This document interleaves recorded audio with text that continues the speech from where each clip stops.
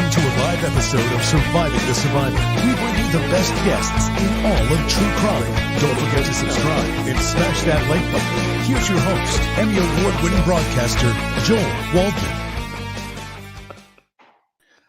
What's up, SGS Nation, and welcome to this live special episode of Surviving the Survivor, the podcast that promises to bring you the very best guests in all of true crime.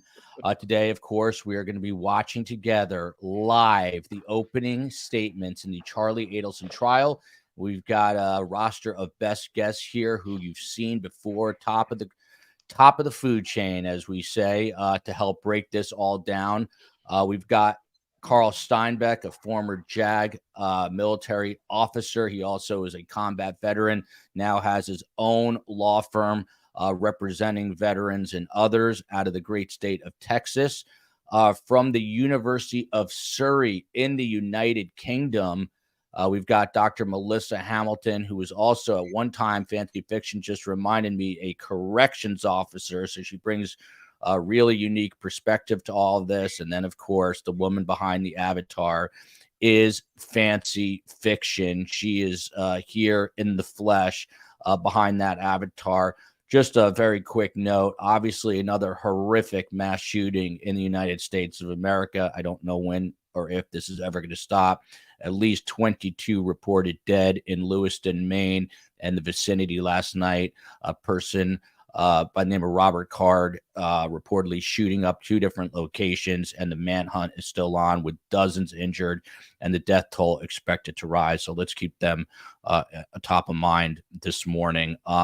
Again, I just spoke to Tim Jansen, who is recovering. He may try to make it here today. He's got a doctor's appointment to help us with this analysis. But he tells me that they're going to be doing some court wrangling for the first 20 minutes or so, maybe shorter, and then we'll get right into the opening statements. Once those begin, we will take you directly to those opening statements. We will watch together, and then we will break it all down. Quick programming note, as if this was not enough, we have famed criminal defense attorney Mark Geragos coming on the program at 5 p.m. Eastern time tonight with David Latt, a former classmate of Dan Markel and a legal scholar in his own right, a very, very well-known blogger in the legal world with a huge, massive following. So David Latt, Mark Geragos, and Tim Jansen set to join us tonight at 5 p.m. Eastern time for that. We were going to do a third show on Bryan Kohberger. We're going to move that to tomorrow with Phil and Scott because there is a court hearing with Bryan Kohberger. So when it rains, it pours. But for now, obviously, the attention you're looking at him, Charlie Adelson, again, in that gray suit. FANCI Fiction, to you first. How's he looking to you? Does he look a little nervous to you?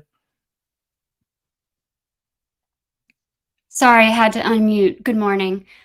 He's looked nervous to me this whole time. He looks like a mess. He looks unconfident, drugged, gained some weight, hairline receding. He does not look good. And the ill-fitting suit, Donna, not a good match. You need to go up and see your son in real life so you can know what size he is. You think she picked it out for him, FANCI? It was caught on one of the I was told, I didn't hear it myself, but someone credible said that it was caught on sort of hot mic during one of the hearings. Rashbaum, who was essentially Donna and Harvey's lawyer for many years throughout this as well. So he's like the Adelson family lawyer. He said, I talked to your mom and we're going to get this suit. So they were discussing, Rashbaum was saying he was discussing with Donna about getting Charlie this attire for trial. And FANCI, I know you are the insider when it comes to this case. You've got a little bit of breaking news regarding Wendy Adelson. Can you share that with us? Yeah, I think she's in town. Her and Laura. There you go. Wendy Adelson is in Tallahassee. She is likely to testify and could come as soon as tomorrow. Hopefully it'll be next week, selfishly, because Steve, Meave, Cohen, and I get up there Sunday evening. Dr. Hamilton, Charlie's been in jail, in the Leon County Jail, for the better part of a year. He doesn't look the way he once looked, which was tan, muscular. Now he's a little pudgy.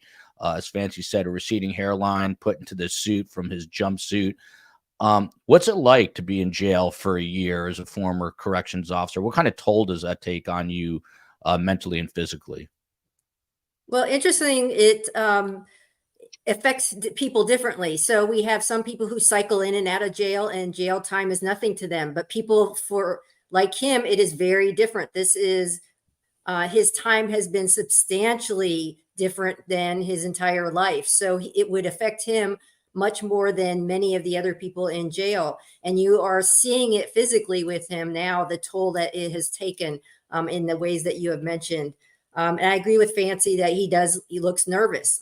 So even though, interestingly, his whole life, as you've recounted in the show a number of times, is he's basically gotten away with everything. Now he's being held to account, and it is visually appearing to him that he is realizing this is a big moment and not necessarily in a good way. So even though he might be confident that he can convince a jury he's not guilty, he's showing now that he's not overly confident of that. So the time has come for him. Carl, to you, just walk STS Nation through opening statements. Obviously, a very intelligent community here. I always say best guest, better community. But tell us all what we're going to see this morning. Who's likely to start? How long is it likely to last? And what is the strategy here? Does each side want to be short and to the point? Explain the process. Right. So opening statements, they're not technically arguments, but good attorneys can sort of weave arguments into their points they're making. And what they want to do is really just walk the jury through their theory of the case, which I would not advocate this is a theory, but actually state as a prosecutor, this is what actually happened, and be strong and confident about laying out the facts. Here's how the crime unfolded. Here's how the defendant is responsible. Here's who did the hit for him. And here's all the details of the case. I think that they tend to go very lengthy. I think in a case like this, it's probably more appropriate because there are so many details. I think, though, for the defense, they're really going to have a hard time coming up with a theme, a theory. How did this happen where he is falsely accused that these people did this to him to set him up and try to extort him, is what I think the theory will be, that this was sort of a concoction by Katie and Sigfredo, and they try to blackmail him after the fact. And so anyway, he's so close to the line of fire of the hitmen and whatnot. And then we have the money drops and all that kind of stuff. And then the videotape of him at the Dolce Vita talking to Katie McBanois, and also the wiretaps. So they don't have really anything to work with, Joel. Here's a super sticker from Mary Binney. Thank you, Mary. His parents and Wendy should be up on charges. Let's listen in for one moment, and COE, please take that down. Thank you.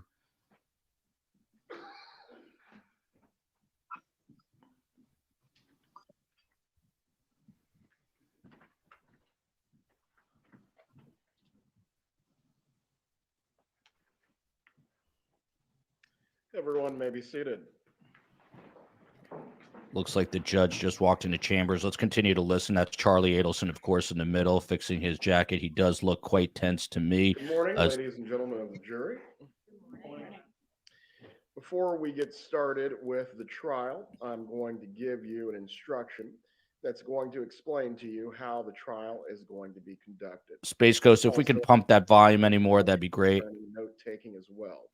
Does everyone have a notepad and pen in their seats? Yes, sir. All right. And for the record, the jurors have answered in the affirmative. Once I have given those two instructions to you, the attorneys are going to present their opening statements, and the state will begin with the presentation of its case. Once again, I will be reading to you a fair amount during the trial. It's not that I don't wish to have a normal conversation with you, but rather the instruction on the law that you're to receive throughout the trial must be specific and uniform. Ladies and gentlemen of the jury, you have been selected and sworn as the jury to try the case of the state of Florida versus Charles Adelson. This is a criminal case. Charles Adelson is charged with first-degree murder, conspiracy to commit murder, and solicitation to commit murder.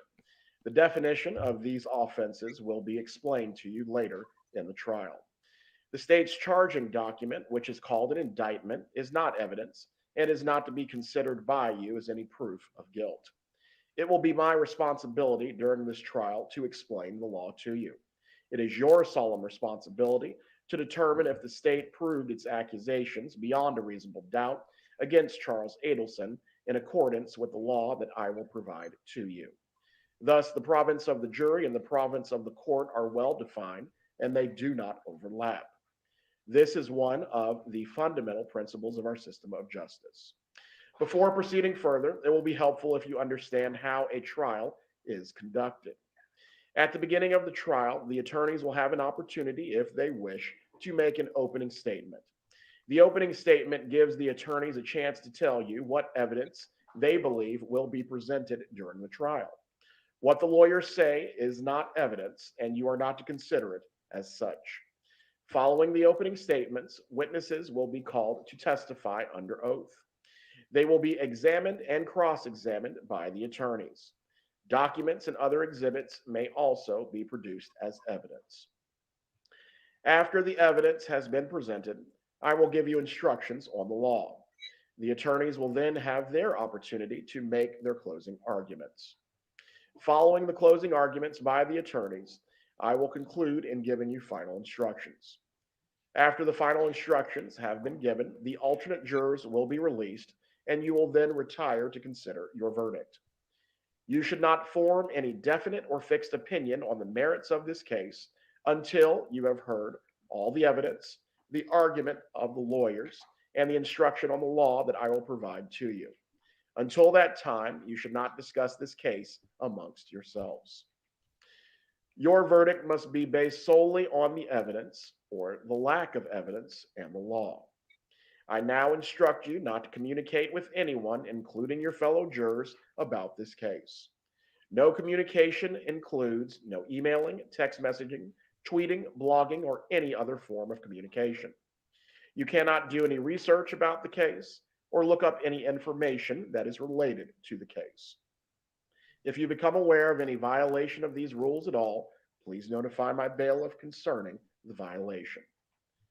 During the course of the trial, we may have to take recesses or breaks. During these recesses or breaks, you will either be returned to the jury room or you'll be permitted to separate and go about your affairs. During these recesses or breaks, you must not discuss the case with anyone nor permit anyone to say anything to you or in your presence about this case. If anyone attempts to say anything to you or in your presence about this case, please tell him or her that you're on the jury that is trying the case and ask that person to stop. If he or she persists, leave that person at once and immediately report the matter to my bailiff, who will advise me concerning the situation. All cell phones, computers, tablets, and other types of electronic devices must be turned off while you're in the courtroom. Turned off means that the phone or other electronic device is actually off. Thank you, Elf. We're going to continue to listen in. Thank you, Elf. You may use your devices during any recesses or breaks, but even then, you may not use your cell phone or electronic device to find out any information about the case or communicate with anyone about the case or the people that are involved in the case. Do not take photographs, video recordings, or audio recordings of the proceedings or of your fellow jurors. After each recess or break, please double check to make sure your cell phone or electronic device is turned off. At the end of the case, while you are deliberating, you must not communicate with anyone outside the jury room. You cannot have in the jury room any cell phones, computers, or other electronic devices. If someone needs to contact you in an emergency, the court can receive messages and deliver them to you without delay. A contact phone number will be provided to you for this very purpose. The case must be tried by you only on the evidence that is presented during the trial in your presence and in the presence of the defendant, the attorneys, and myself. Jurors must not conduct any investigation of their own. This includes reading newspapers, watching television, using a computer, cell phone, the internet, any electronic device, or any other means at all to get information related to this case or the people and places that are involved in this case. This instruction is going to apply to you whether you're in the courthouse, at home, or anywhere else. You must not visit places mentioned in the trial or use the internet to look at maps or pictures to see any place that is discussed during the trial. Jurors must not have discussions of any sort with friends or family members about the case or the people and places involved. So do not let even the closest family members make comments to you or ask questions about the trial. In this age of electronic communication, I want to stress again that just as you must not talk about this case face to face, you must not talk about this case by using an electronic device. You must not use phones, computers, or other electronic devices to communicate. Do not Thank send you, or Bud accept Fox, for any the super messages stickers. We related to this continue to case listen to or your Judge jury Everett's service. instructions to Do the not jury discuss prior this to case or opening ask for advice statements. by any means at all, including posting information on an internet website, chat And a room, special or shout out blog. to Michelle Abbott coming to us from Maine, What where are that the horrific reasons mass shooting for these happened. rules? We're thinking of you. These rules are imposed because jurors must decide the case without distraction and only on the evidence presented in the courtroom. If you investigate, research, or make inquiries on your own, I will have no way to make sure the information you have obtained is proper and relevant to this case. The parties likewise have no opportunity to dispute or challenge the accuracy of what you may find. That is contrary to our judicial system, which assures every party the right to ask questions about and challenge the evidence being considered against it, and to present argument with respect to that evidence. Any independent investigation by a juror unfairly and improperly prevents the parties from having the opportunity that our judicial system promises. Any juror who violates these restrictions jeopardizes the fairness of the proceedings, and a mistrial could result that would require the entire trial process to start over. A mistrial is a tremendous expense and inconvenience to the parties, the court, and all taxpayers. If you violate these rules, you may be held in contempt of court and face sanctions such as serving time in jail, paying a fine, or possibly both. In every criminal proceeding, a defendant has the absolute right to remain silent. At no time is it the duty of a defendant to prove his innocence.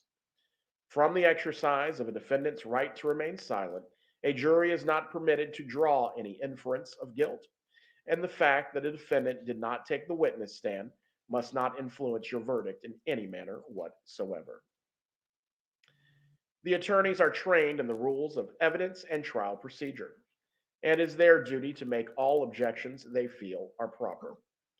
When an objection is made, you should not speculate on the reason why it has been made. Likewise, when an objection is sustained or upheld by me, you must not speculate on what might have occurred had the objection not been sustained, nor what a witness might have said had he or she been permitted to answer the question. During the trial, it may be necessary for me to confer with the attorneys out of your hearing to discuss matters that require my consideration alone. It is impossible to predict when such a conference may be required or for how long that conference may last. When such conferences occur, they will be conducted so as to consume as little of your time as is necessary for a fair and orderly trial of this case. If you would like to take notes during the trial, you may do so. On the other hand, of course, you are not required to take notes if you do not want to.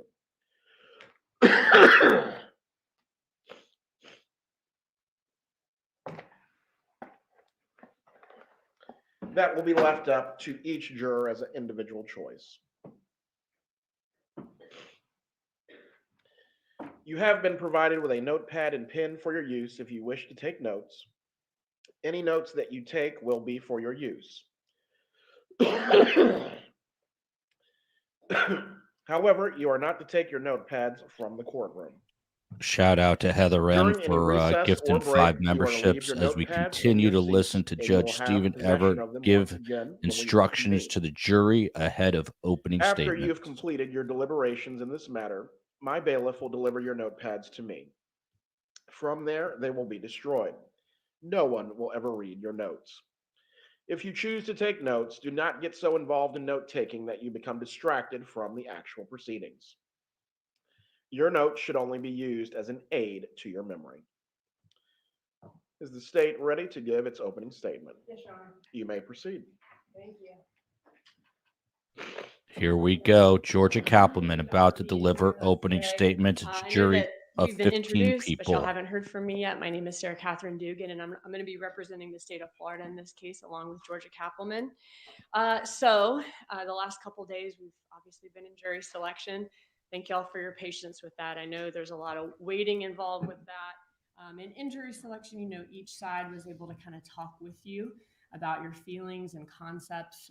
Your feelings about the law and different concepts. But now it's time for opening statements, where each of us is going to kind of give you a roadmap of what we expect that the evidence in this case will show. And then after opening statements, you'll start hearing from witnesses and getting into the actual evidence in this case. So let's get right to it. The reason that we're here today is because the defendant in this case, Charlie Adelson, hired a hitman to kill his former brother-in-law, Dan Markel. This murder was set into motion because back in 2014, the defendant's family, the Adelson family, had a big problem. And that big problem was Dan Markel. And the solution to that problem was this defendant. This defendant was the solution to that problem because he had a girlfriend with connections to the type of people who were willing and capable of pointing a gun at a complete stranger and pulling the trigger. The victim in this case was known as Danny to his friends and family. He was a loving father to 2 little boys. He was a highly respected professor at Florida State College of Law. And tragically, on July 18th of 2014, Dan Markel was shot twice in the head in broad daylight in the driveway of his home in the Benton Hills neighborhood here in Tallahassee.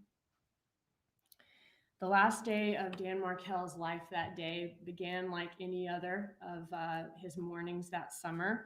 He woke up, he drove his 2 little boys to preschool and dropped them off, and then he drove over to the gym to work out. After finishing his workout, he returned home. He pulled in his driveway, opened his garage, but little did he know that throughout his just normal routine that morning, he was being followed. He was being followed by 2 hired hitmen who traveled all the way from Miami to Tallahassee for the sole purpose of murdering him. And just like something out of a horror movie, he pulls into his driveway and the car that, unknown to him, pulls in right behind him. Moments later, Dan Markel's neighbor heard a gunshot. He looked out the window and he saw a light-colored Toyota Prius backing quickly out of Dan Markel's driveway and then speeding away. The neighbor waited for a couple minutes to see if maybe Dan Markel came out of his house or backed out of his driveway too. And when nothing happened, this neighbor got that funny feeling that maybe something could be wrong here. So he walked over, and what he found was a gruesome scene. He walked in the garage and saw that the driver's side window of Dan Markel's car was shattered. He saw Dan Markel was still behind the wheel. He was alive, but he was moaning, he was unresponsive, and he was terribly injured. The neighbor then goes and calls 911. Law enforcement arrives, and they find Dan Markel unresponsive with gunshot wounds to his head. He was then taken to the hospital where he survived for several hours before he was actually pronounced dead. Dan Markel was 41 years old, and his little boys that were deprived of their father that day were just 3 and 4 years old.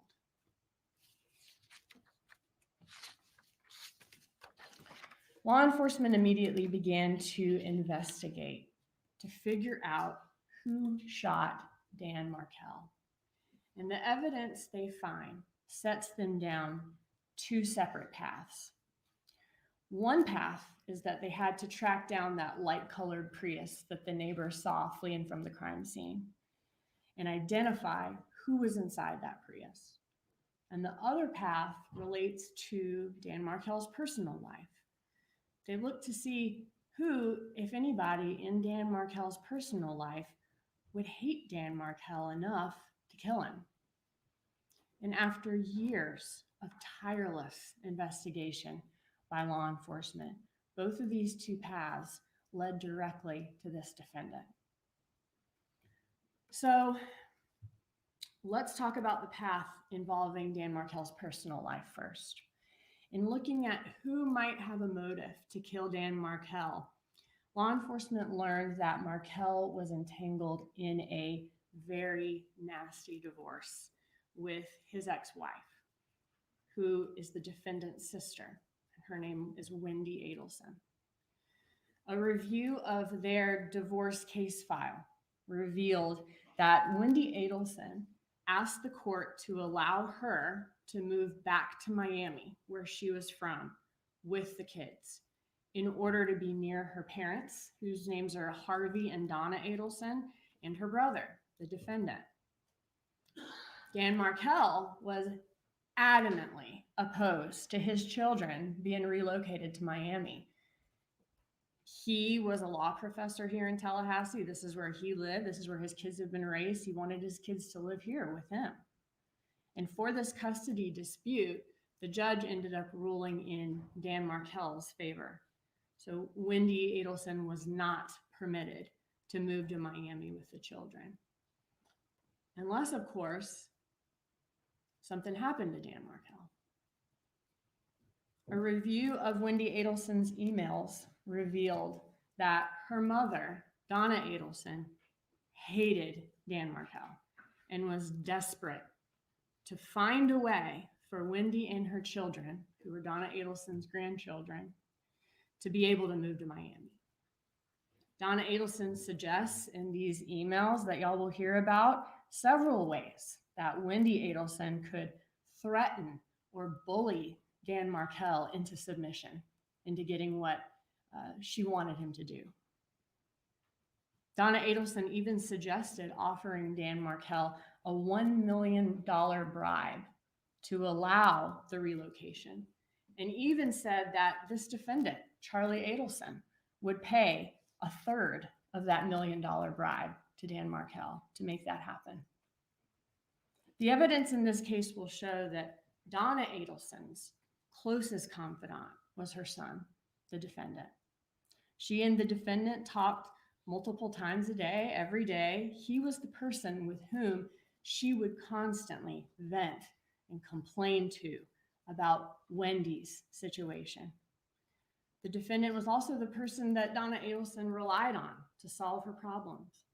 And this was a big, big problem for Donna Adelson. And she made it the defendant's problem to solve. So the divorce between Wendy Adelson and Dan Markel was final about a year before the actual murder. But that was not the end of that case. Litigation was ongoing, to say the least.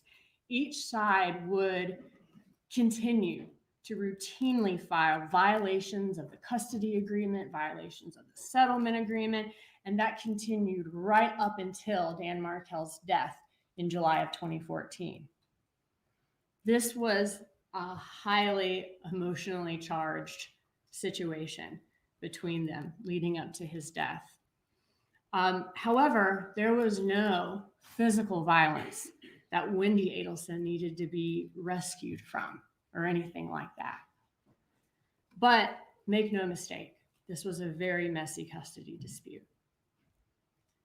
Shortly before the murder, in fact, Dan Markel, the victim, filed with the court and basically asked the court, he alleged that Donna Adelson was disparaging him to his children by saying bad things about him. And he asked the court to enter an order preventing Donna Adelson from having unsupervised contact with her grandchildren. This motion was still pending in court when Dan Markel was killed. The murder of Dan Markel ensured that an adverse ruling on his motion would never be a problem for the Adelsons. And just about 48 hours after the shooting, Wendy Adelson and the little boys relocated to Miami. Shortly thereafter, moved into a home within walking distance of the Adelsons' Miami home. Within a year of Dan Markel's murder, Wendy Adelson legally changed Dan Markel's son's last name from Markel to Adelson.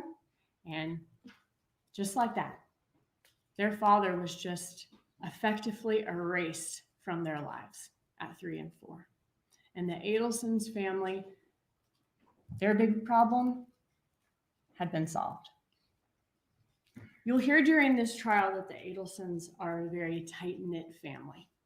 The defendant and his parents, Harvey and Donna Adelson, they actually even all worked together at the Adelson Institute, which was their family's dental practice.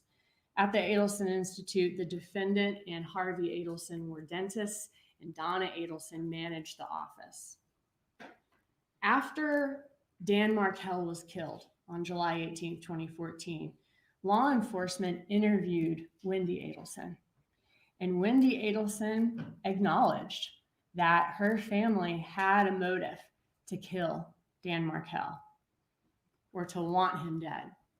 She admitted that her brother, the defendant, had even said that he looked into hiring a hitman to kill Dan Markel as a divorce present to her, but he decided to buy her a TV instead because it was cheaper.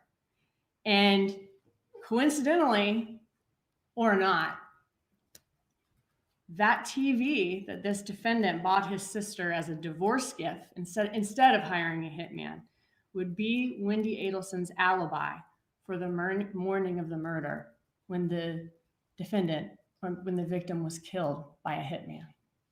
So this path of looking into Dan Markel's life to see who would have a motive to want him dead leads law enforcement to the Adelsons, including this defendant, a man who told his family that he'd looked into hiring a hitman to kill Dan Markel. The defense asked yesterday in jury selection, who's talked trash or heard somebody talk trash about an in-law, which is not a rare concept. A lot of people don't like their in-laws. But the difference here is that the defendant's comment stopped being just a little bit of trash talk when Dan Markel was actually killed by a hitman.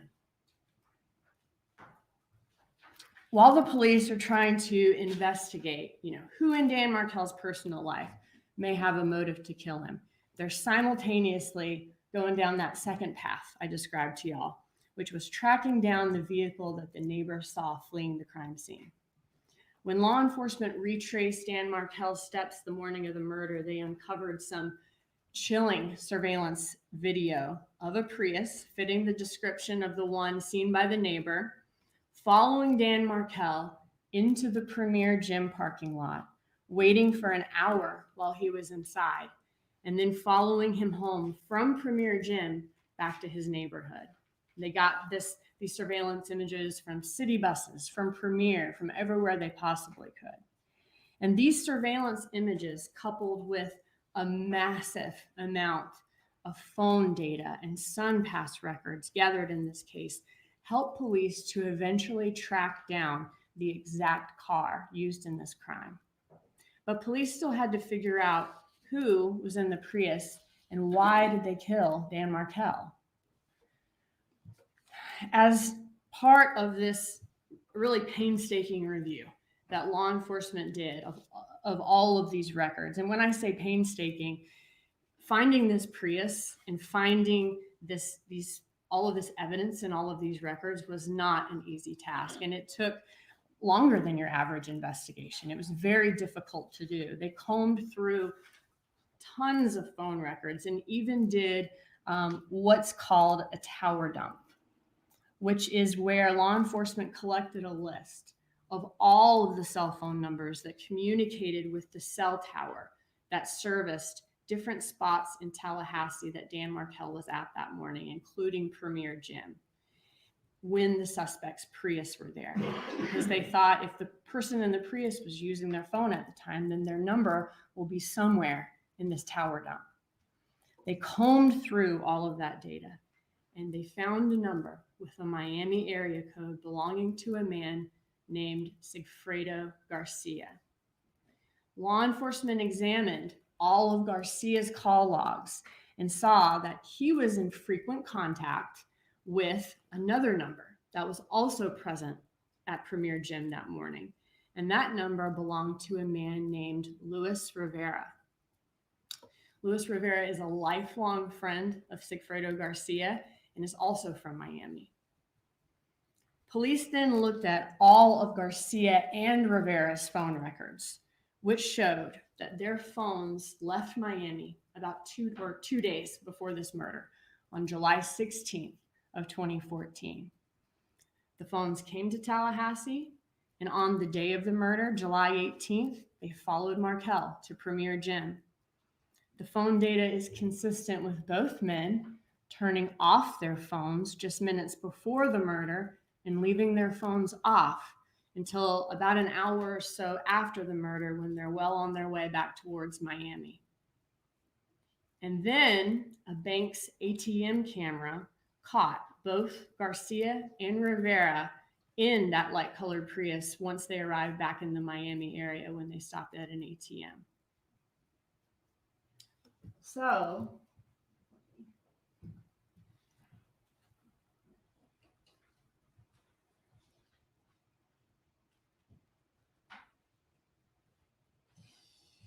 police figured out the identity, and this should appear on the screens in front of you.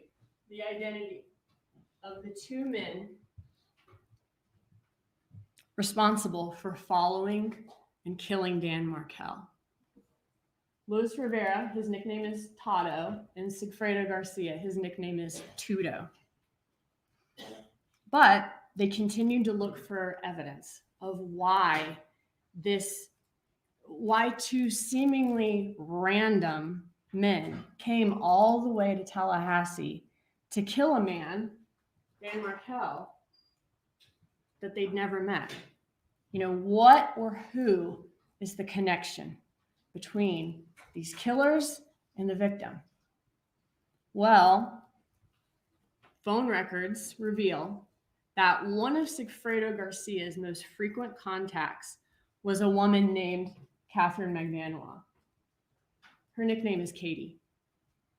Garcia and Kathryn McManua have a long history of an on-again, off-again relationship over the course of many years, and they actually share 2 kids in common. And lo and behold, when looking at the phone records, Kathryn McManua is also one of the most frequent contacts of this defendant, Charlie Adelson. Law enforcement learned that at the time of Dan Markel's murder, this defendant was dating Kathryn McManua. She was his girlfriend at the time. So Dan Markel was a problem that this defendant needed to solve for his family. The defendant was looking to hire a hitman to kill Dan Markel. Dan Markel ends up being killed by a hitman. And who ended up being the hitman? It was someone with a close relationship to this defendant's girlfriend. The hitman was the father of his girlfriend's children. So you can see how both leads in this case, followed by investigators, both of them charted paths to this defendant.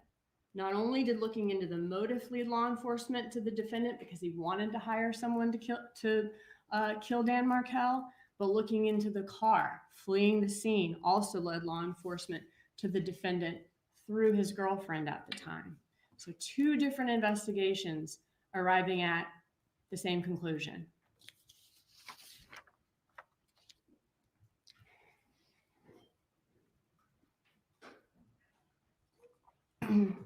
Law enforcement also tried to follow the money in this case.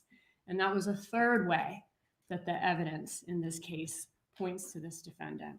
Law enforcement reviewed bank records, employment records, DHS-MV records of all of the suspects and saw that in the months after the homicide, Sigfredo Garcia, Luis Rivera, and Kathryn McBanois all acquired some big ticket items. Rivera and Garcia both bought motorcycles and cars. Kathryn McBanois got a breast augmentation surgery and later received a black Lexus sedan whose previous owner was Harvey Adelson. Kathryn McBanois' bank records were analyzed, and there was no check ever written or matching cash withdrawal for the car or the breast augmentation, which was paid for in cash. Bank records also showed that Kathryn McBanois' account had a huge spike in cash deposits right around the time of the murder. She deposited more money into her account in the 5 weeks following the murder than in the entire previous year before the murder. This was during a time when there was no record of her being employed anywhere. Also, about 2 months after the murder, the defendant added Kathryn McBanois to the payroll at the Adelson Institute. And she began receiving regular checks from their business account every 2 weeks for 2 years after the murder. And this was despite the fact that she did not work at the Adelson Institute. So the money was talking, but what were the suspects saying? That's what law enforcement wanted to know. So as they're examining the phone records in this case, they see a distinct pattern surrounding important events and dates in this case. The phone calls, and they can't see the content, they can't hear the content of these calls in these phone records, but they see that the calls are occurring. And the phone calls always went from Donna Adelson to the defendant, then from the defendant to Kathryn McBanois, then from Kathryn McBanois to Sigfredo Garcia, and back the other way. Kind of like train cars, they only touch the car right in front of them. You know, Donna Adelson never calls Kathryn McBanois or Sigfredo Garcia. Charlie Adelson never calls Sigfredo Garcia, or vice versa. So if this is a murder for hire, as law enforcement suspects, could it be that the defendant was wisely insulating himself from the actual shooters by having Kathryn McBanois act as a middleman between them? Law enforcement decided to launch an undercover investigation designed to clarify who the members of the conspiracy were and how information traveled within this conspiracy. So police applied for and received court authorization to listen in real time to the phone calls of the defendant and Kathryn McBanois. And this is what's known as a wiretap. By this point, the point that the law enforcement received authorization to do this wiretap, it was April of 2016. So it's been not quite, but almost 2 years since the murder of Dan Markel, which occurred in July of 2014. So by April of 2016, the defendant and Kathryn McBanois are no longer dating at that point. They've been broken up since the fall of 2014. Kathryn McBanois is actually back together with Sigfredo Garcia, the father of her children, at that point. The defendant has moved on to many other girlfriends since Kathryn McBanois, but the defendant and Kathryn McBanois are still in regular communication and have remained very close friends since the murder. And Rivera, who was the second hitman in that Prius, he, in April of 2016, was actually in federal prison doing time on another charge unrelated to this murder. So all of the members of this conspiracy have presumably gone on with their lives, believing they've gotten away with this murder. So even though law enforcement has authority to listen to their calls now, what reason would these people have to still be discussing the murder at this point? So police needed to stage an event that would generate conversation between the conspirators about the murder. And the plan was to send an undercover agent posing as somebody on behalf of Luis Rivera, who was incarcerated, to walk up to Donna Adelson on the street and try to extort money out of her. And law enforcement refers to this as the bump. So this undercover agent walks up to Donna Adelson one day as she's leaving the Adelson Institute during the day. The undercover agent hands Donna Adelson a piece of paper. And on the piece of paper is an article about the murder of Dan Markel with his picture on it and, FSU professor killed. Also on the piece of paper are a phone number and the amount of $5,000. The undercover agent tells Donna Adelson that he knows that the Adelsons are taking care of Katie, and he's there to extort money out of her on Rivera's behalf in order to even things out. The undercover agent never says the defendant's name or anything about the defendant's involvement to Donna Adelson. Then law enforcement listens to see what will happen next. Will Donna Adelson go straight to the police to report this extortion attempt, or will something else entirely happen? As suspected, based on the previously observed communication pattern, the first person that Donna Adelson calls after the bump is the defendant. Despite the fact that the undercover agent never mentioned the defendant to her.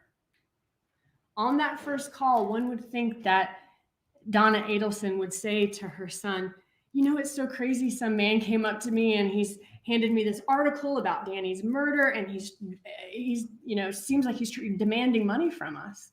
She never says any of that. In fact, she never says Dan Markel's name at all. Instead, she tells the defendant that she needs to talk to him in person, not over the phone, about some paperwork that was hand-delivered to her. She said that this paperwork, she says this to the defendant, it involves the two of us, and that he should know what she's talking about. She says that he should bring cash to their meeting. And she also says that this TV is about 5. Donna Adelson tells the defendant that the man who approached her mentioned an ex-girlfriend. Donna Adelson never says which ex-girlfriend she's referring to. She never says Kathryn McBanois or Katie's name to the defendant in that phone call. She only says that the blackmailer mentioned an ex-girlfriend. The defendant never asks his mom, whose ex-girlfriend? My ex-girlfriend? Which ex-girlfriend? He never asked that. Because as the evidence will show, he didn't need to. He knew that this TV is about 5 meant that she was being blackmailed about Danny's murder for $5,000. And he knew that the ex-girlfriend in question was Kathryn McBanois. And we know that because after this call with his mother, who's the defendant? The defendant calls Kathryn McBanois. He doesn't call his most recent ex-girlfriend. He doesn't even call the most recent ex-girlfriend before the most recent ex-girlfriend, the one before that. No, he calls Kathryn McBanois. And his call to Kathryn McBanois is the only call that he makes to any ex-girlfriend after getting the information from his mother that the blackmailer mentioned an ex-girlfriend. And he had not dated Kathryn McBanois for 1.5 years at that point. And although the defendant threatens to do it often, neither he nor his mom ever report the matter to the police. The only people that he discusses it with in these calls is Donna Adelson and Kathryn McBanois. And you'll hear these phone calls between the conspirators. And as you listen to these calls, y'all will notice that they are being cautious about what they say over the phone. It's very apparent that they are very careful with their words because they are immediately suspicious that law enforcement could be listening to their conversations. So Donna Adelson calls the defendant, and the defendant's first call is to Kathryn McBanois. After that, the defendant then meets up with his mom in person, like his mom requested. And his mom gives him this paperwork that the undercover agent gave her. Then next, the defendant and Kathryn McBanois meet up in person. And they meet up at a restaurant in Miami called Dolce Vita. And while they sat at their table in this, Dolce Vita is a busy, noisy restaurant, an undercover FBI agent sat at a table nearby with a hidden camera in their bag and recorded this conversation. And in the recording, we hear the defendant discussing whether the man who walked up to his mom could be an undercover police officer or someone who's trying to blackmail them. And if it's the latter, if it's a blackmailer, is it somebody who's just trying to make a quick buck, or is it somebody who actually knows information from the inside? The defendant reassures Kathryn McBanois that if it is the police, that's a good thing. The defendant thinks that if it's the police, that means that they do not have enough evidence to charge anybody. In fact, the defendant tells her, if they had any evidence, we would have already gone to the airport. The defendant starts giving her some legal advice. He says that, hey, in order to prove that someone committed a crime, you have to be able to put the person at the scene of the crime at the time it was committed, which unfortunately for them is not an accurate statement of the law. It's important to note too, at the time of this conversation at Dolce Vita, no arrests had been made. The only thing that police had released to the public was a photo of the Prius that fled the scene. This was the Prius that Garcia and Rivera rented and used the day of Dan Markel's murder. So police knew at that point that it was Garcia and Rivera who were in the Prius, but the public did not know that yet, and no arrests had been made because they wanted to do this undercover investigation. And so the fact that this photo of this Prius had been released to the public is interesting in light of some of the things that y'all will hear the defendant say to Kathryn McBanois in the Dolce Vita recording. He starts giving Kathryn McBanois several analogies, all involving rental cars used to commit crimes. He reassures her that, hey, if DNA is found in a car, all that means is that at one point the person sat in the car. And if that car was later used in a crime, police can't prove that just from a person's DNA being in the car. The defendant points out to her that if a rental car is found that was at a crime scene, police also have to prove who was driving it at the time.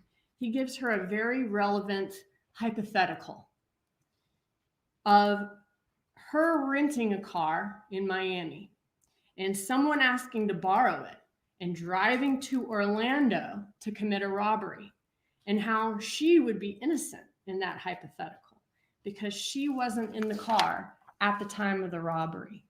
So through these analogies, the defendant is reassuring Kathryn McBanois that even if police identify who rented the car that fled the scene, they still would not have enough evidence to hold anybody responsible for the murder.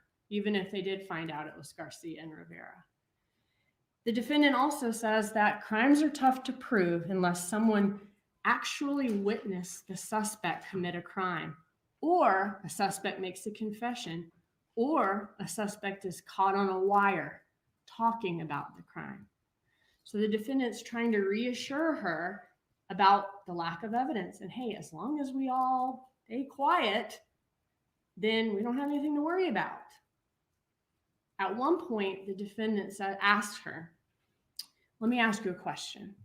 And then he asked her about money. He says, when everybody was there the next day, did you take any money? Like, are any of you driving around in a Bentley?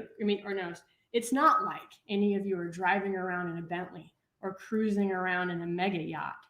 So here the defendant's pointing out that the money wasn't used to buy anything flashy that would draw the attention of the police.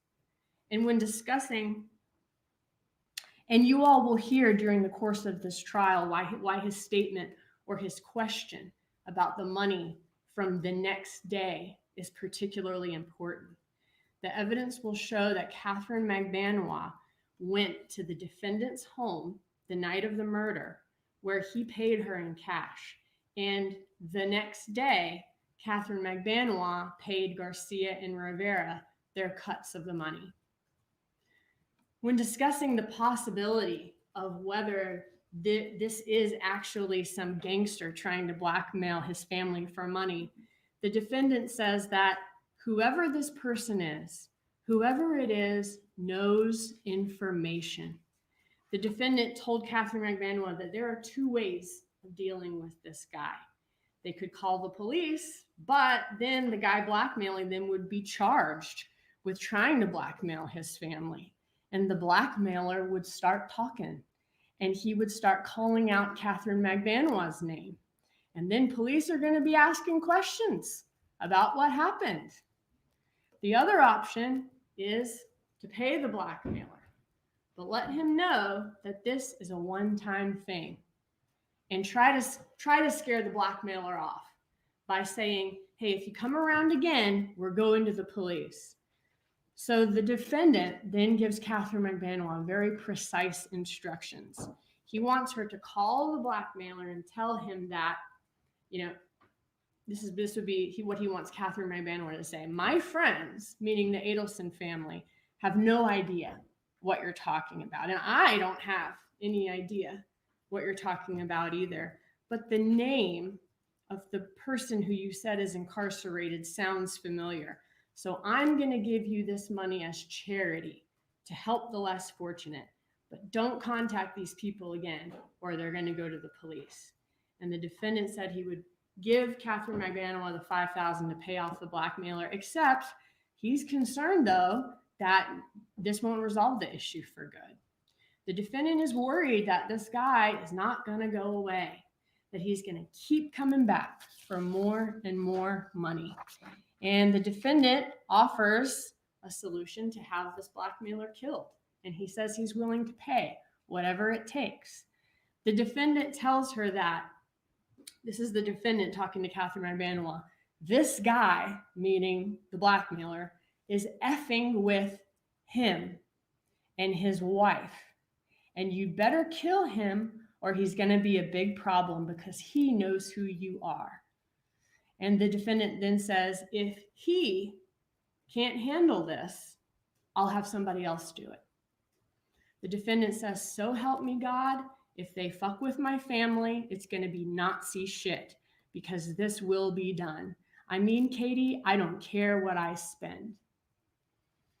It's important to note during this conversation and the entire wiretap, the defendant never says Sigfredo Garcia's name.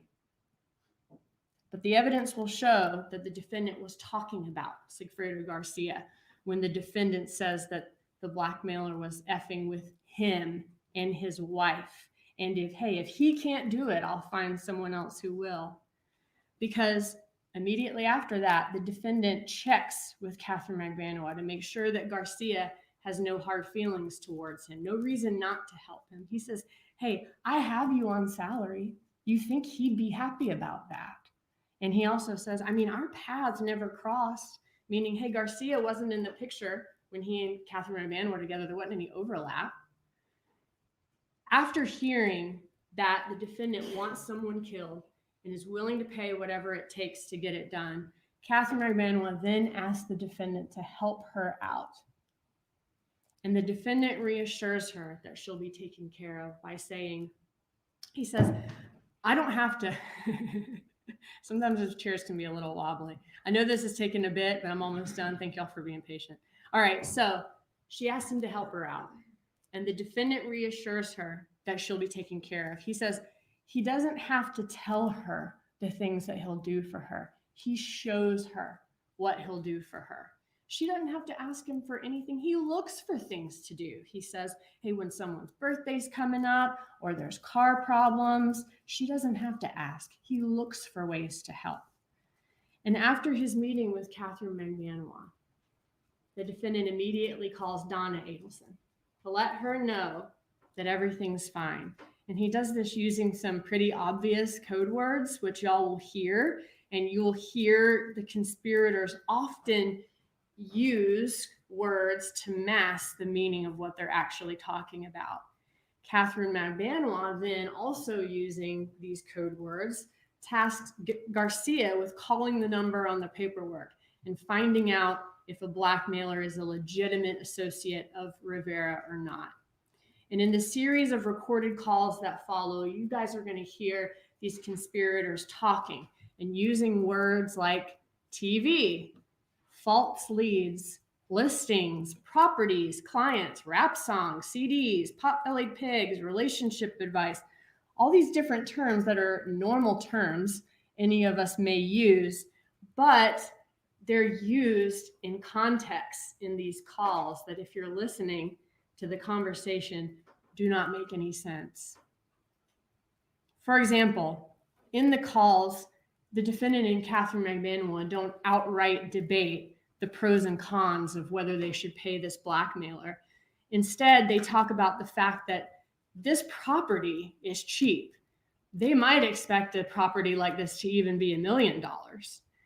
This property seems like a great deal, but if you get the wrong tenant in there, the tenant may keep increasing the rent, and that tenant may become a leash that never leaves you.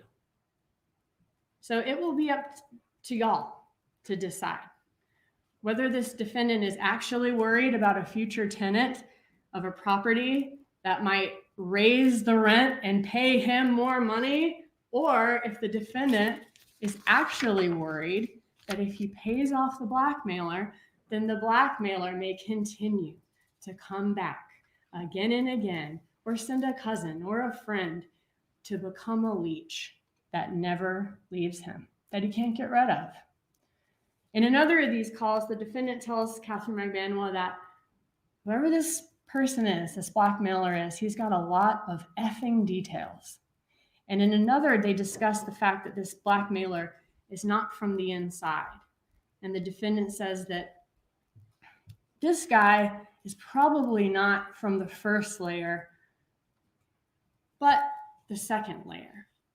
So not someone who got info from Garcia, but maybe somebody who got info from Rivera. But one fact, and let me just say, as the jury, you all will interpret and decide what they're really talking about in these calls. Only y'all can determine the meaning and the weight to give this evidence. And only you can separate just mere coincidences from evidence in a conspiracy. But one fact, though, is really clear throughout these calls, is that all of these conspirators are hopeful that this blackmailer is law enforcement just trying to get information, because they think if it's law enforcement and the police don't have enough to bring charges, just fishing for information versus the other possibility, which would obviously be much worse for them, that the Adelsons are being blackmailed by somebody who actually knows inside information about their roles in Dan Markel's murder and may tell the police what they know. So after this undercover operation, which was in 2016, Luis Rivera, Sigfredo Garcia, and Kathryn McBanois are arrested. They're charged with the same charges before y'all on this trial. And Luis Rivera ended up cutting a deal with the state to tell law enforcement the truth about the murder of Dan Markel and the people responsible. Rivera told law enforcement that he was hired by Sigfredo Garcia to help kill Dan Markel. And Rivera described how Garcia told him that Kathryn McBanois, the mother of Garcia's children, secured this job for them. And the job was in Tallahassee, and it paid $100,000, with Rivera's being about a third of it, $35,000. Rivera explained that he and Garcia actually made 2 trips to Tallahassee with the intent of killing Dan Markel. The first one was a month before the murder. It was in June of 2014. And the second was when Dan Markel was actually killed in July of 2014. Rivera said that he bought a gun off the street for that second trip, and Garcia rented a car. For the June trip. Rivera bought a gun off the street, and Garcia rented the car for that trip. Garcia and Rivera did some scouting on that trip of Dan Markel's residence, some surveillance, but ultimately couldn't get the job done. They ended heading back to Miami. During the trip to Tallahassee, he said that Garcia had a piece of paper with a picture of the man that they were supposed to kill on it, and some handwritten notes as well. Cell phone records corroborated Rivera's information about the June trip. Rivera also told a story about an incident in Tallahassee where he and Garcia were riding down the road in the rented Prius, and Garcia accidentally discharged the murder weapon, and the bullet struck the floorboard of the Prius. Law enforcement tracked down that actual Prius again and were able to see evidence in the undercarriage that corroborated Rivera's information about the accidental discharge. So they're looking at the phone evidence, or trying to find whatever they can to kind of corroborate what he's telling them. I mentioned earlier that both men, Garcia and Rivera, cut their phones off from the time that they left Premier and kept them off until well after the murder when they're on their way back home. Rivera said that the first call that either of them made after the homicide was from Garcia to McBanois, where Garcia told her that the job was done. And McBanois assured them that they would get their money the next day, which they did. Rivera says when Kathryn McBanois brought cash to him at his home. And all this information that Luis Rivera provided them was corroborated by, including when the money was dropped off, was corroborated by cell phone records in this case. Well, Luis Rivera told police that the next day after the murder, he was paid in cash by Kathryn McBanois, and that the money was packaged in a very unusual way. The money was in stacks of $100 bills, and the money was stapled together. The stacks of 100s, every $1,000 was stapled together. During this trial, y'all will hear that the defendant had access to a lot of cash. And nothing's wrong with that. He had a lot of cash because his family gives cash discounts at their dental practice. And he keeps the cash that he receives in a safe. Again, nothing wrong about that either. However, what is relevant in this case is that the defendant had a very unusual practice of keeping the cash in his safe in $1,000 stacks of $100 bills that were stapled together, just like the money Luis Rivera received.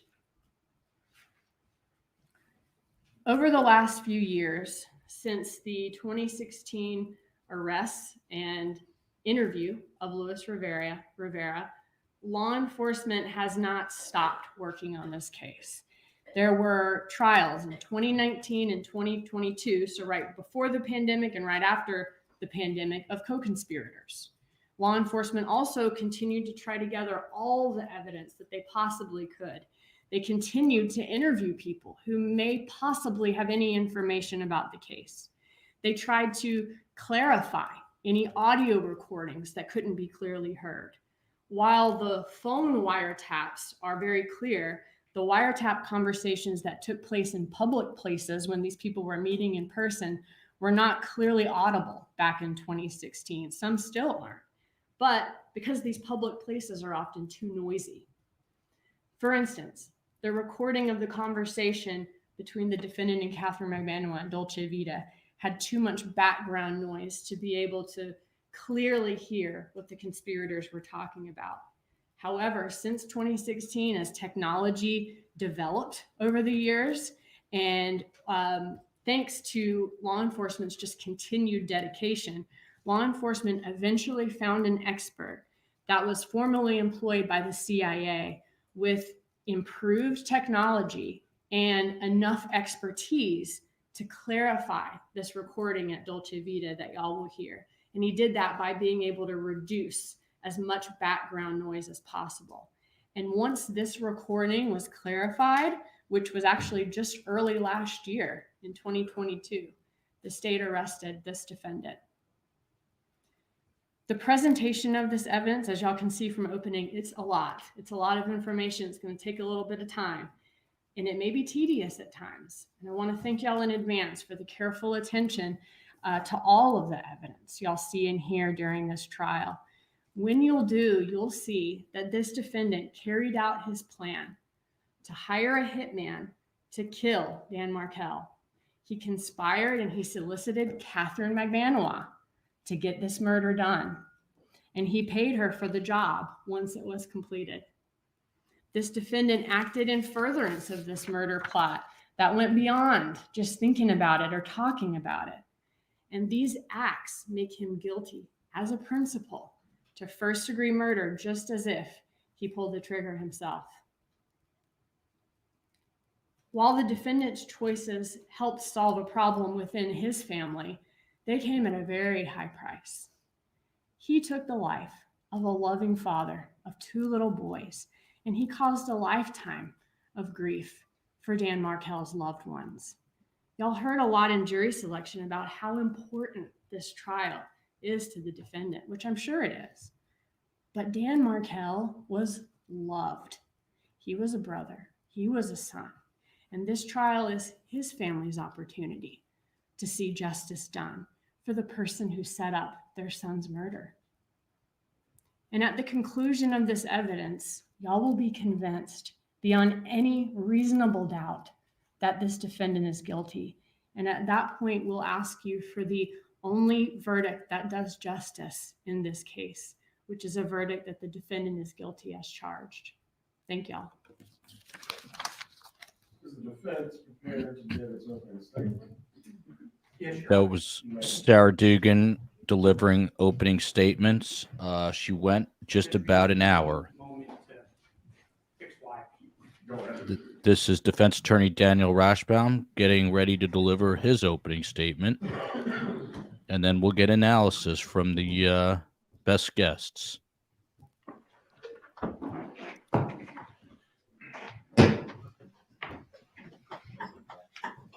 Carl, before he gets going, just very quickly, in a couple of sentences, what do you think of that? Unmute yourself and tell us what you thought of that opening statement. You got to unmute yourself there, Carl. I thought it was a great opening. I think she covered all the major points. The only point I thought she didn't cover, which is not really necessary as much for Charlie's sake, but the aspect of Wendy's involvement in it. If you notice, she didn't address Wendy being a part of the plan as well, but she covered all the main details otherwise for Charlie. And I think her delivery method was really sound. I think she connects well with the jury. And what the jury's looking for is this attorney credible, trustworthy, and do they believe what this attorney's saying over the other attorney? So I think she's already won that game. Dr. Hamilton, we have a very short amount of time. Quickly, what did you think of the opening statements from Sarah Dugan and the state? I think it started out as an A and then kind of meandered into a B, just because I think that We needed a roadmap of where she was going because it got way into the weeds. A lot, perhaps over information for the jury without that roadmap. But she did connect the dots really well at the beginning, gave the jury things that they would easily understand. For example, the motive was really compelling. And I see he's about to start, but yeah, covered many of the bases, and we can cover some of the criticism a little bit later. And FANCI, very quickly before he gets to the dais there, your thoughts? I didn't get to talk to you that I thought she was very, very good. It is boring to lay everything out, but I thought she did an effective and good job. Excellent. And we represent Charlie Adelson. This is Daniel Rashbaum, a Miami By attorney. saying the obvious. Let's listen in. The murder of Professor Markel was a tragedy. The world lost a brilliant legal mind.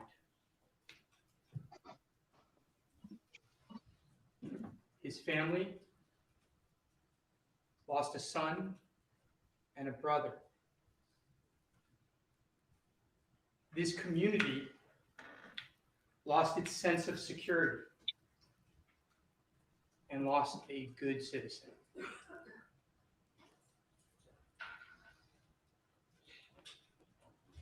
And his two boys, the nephews of Charlie Adelson, lost a loving father. His senseless murder continues to be felt throughout this community and others. It was inexcusable, despicable, evil. But what I'm going to tell you today is what actually happened.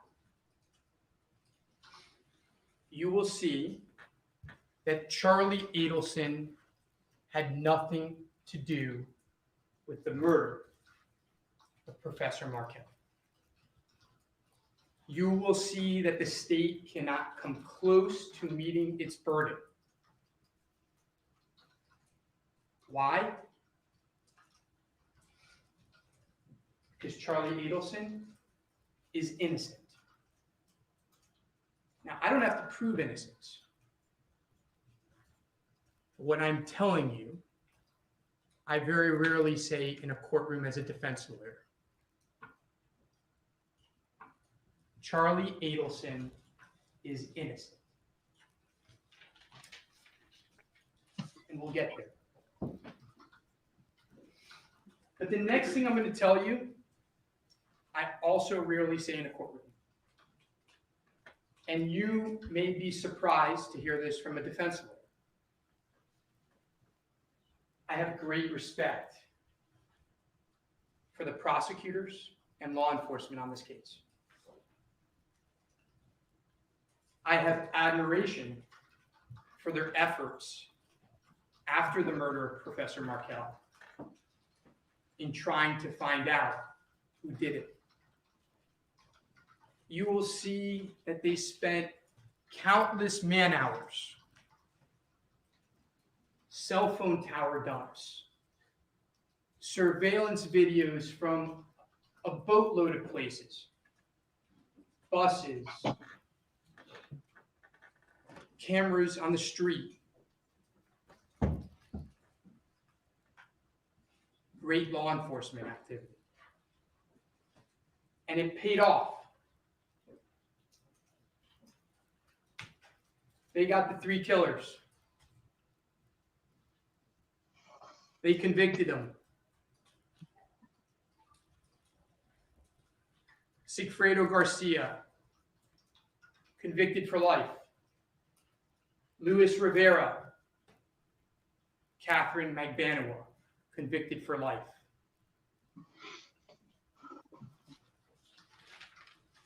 The problem is, as you just heard, the state saw no connection between these people and Professor Markel.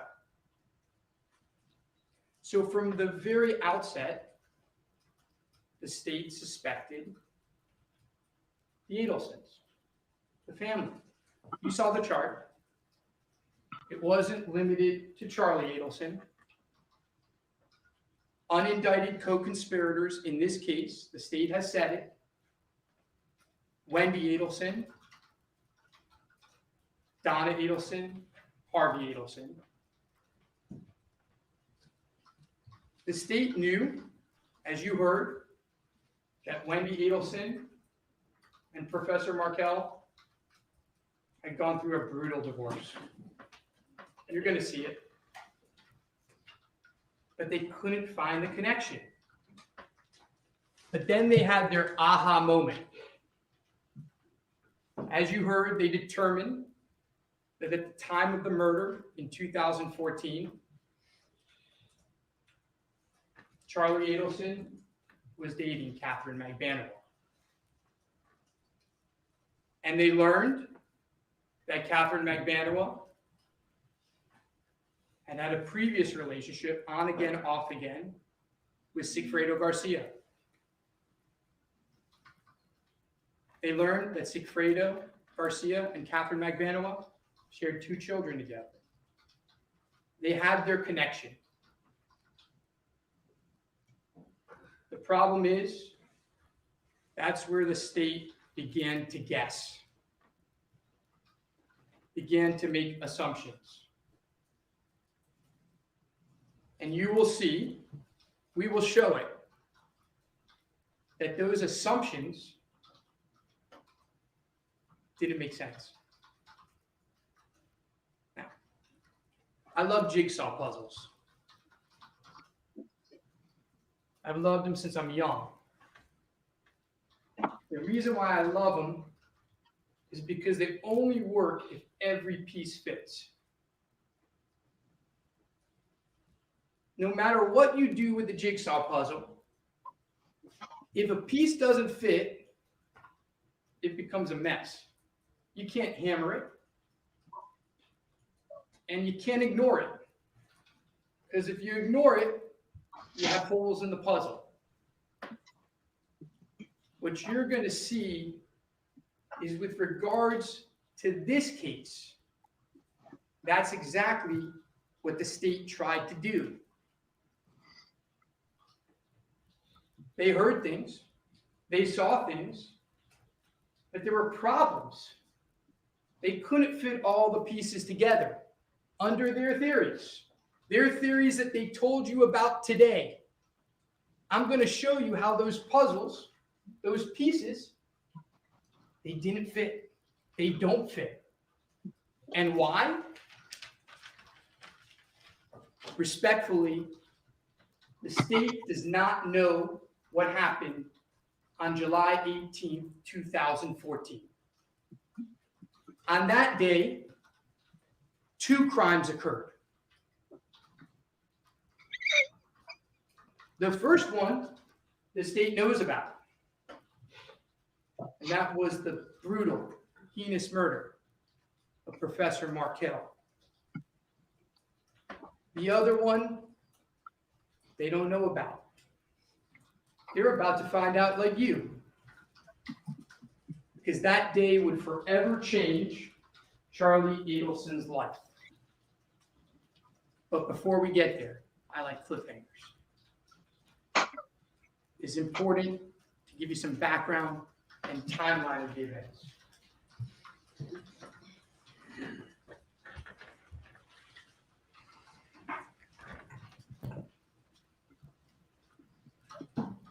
Charlie Adelson is 46 years old, single with a young son. He grew up in South Florida, in Coral Springs in Broward County. His father was a dentist, a local dentist. It wasn't the Adelson Institute when Charlie was growing up. It was a small dental practice with his dad. Charlie is the middle child of 3. He is very close with his parents. As they said, he is very close with his mom. Growing up, the family was middle class. And Charlie was not particularly close with either of his siblings.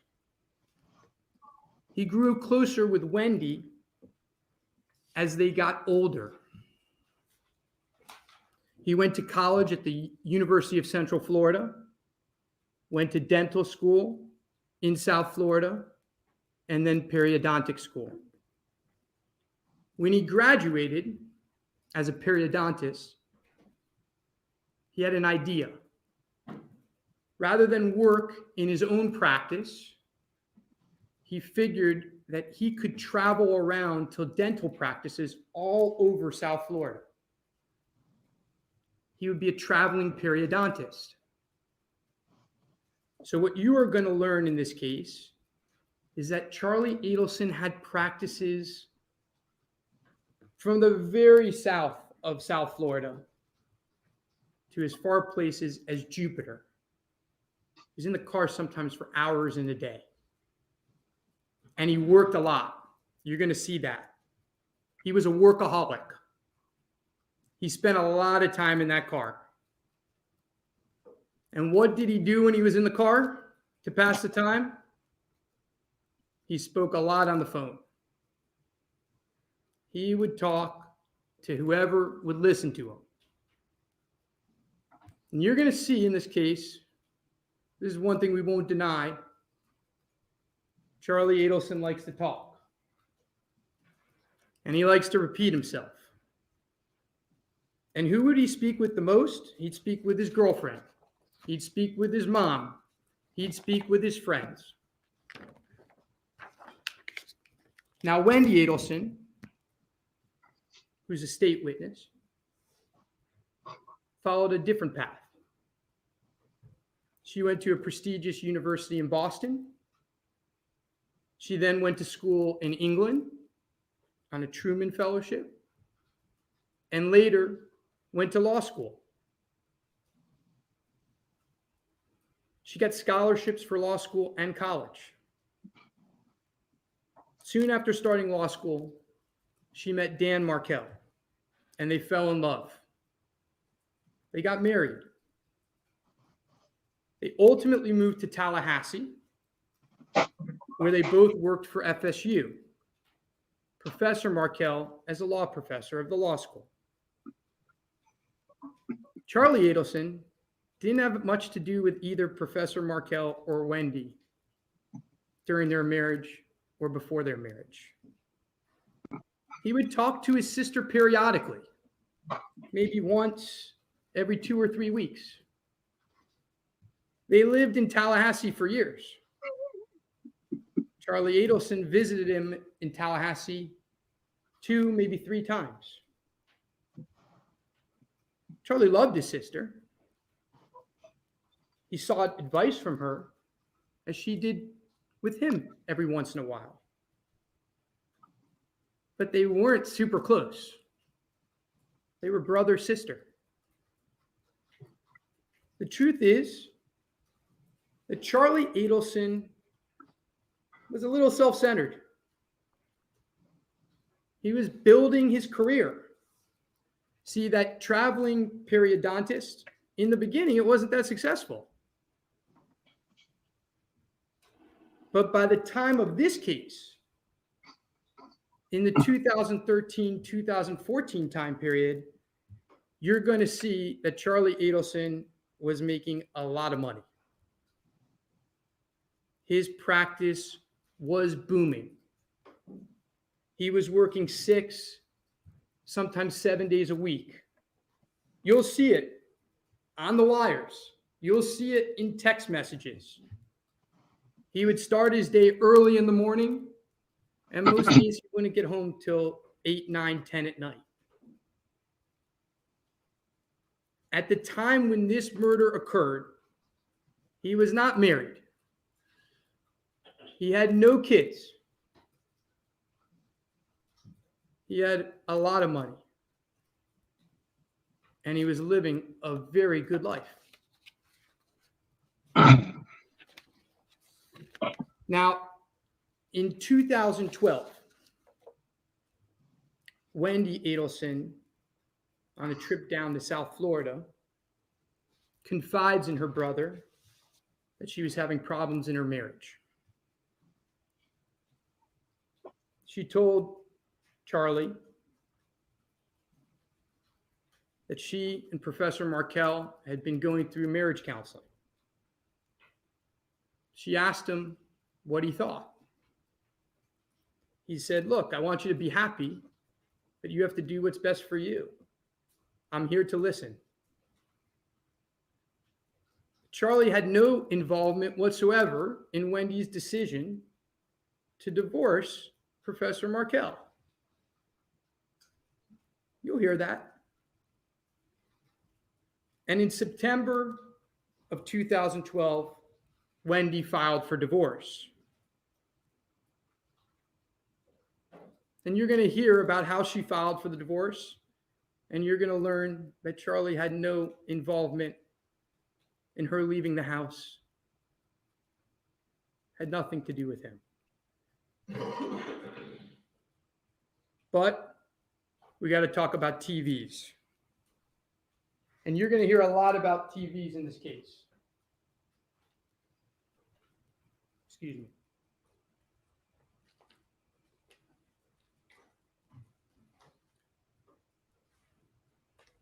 See, Charlie has a really bad history of telling bad jokes.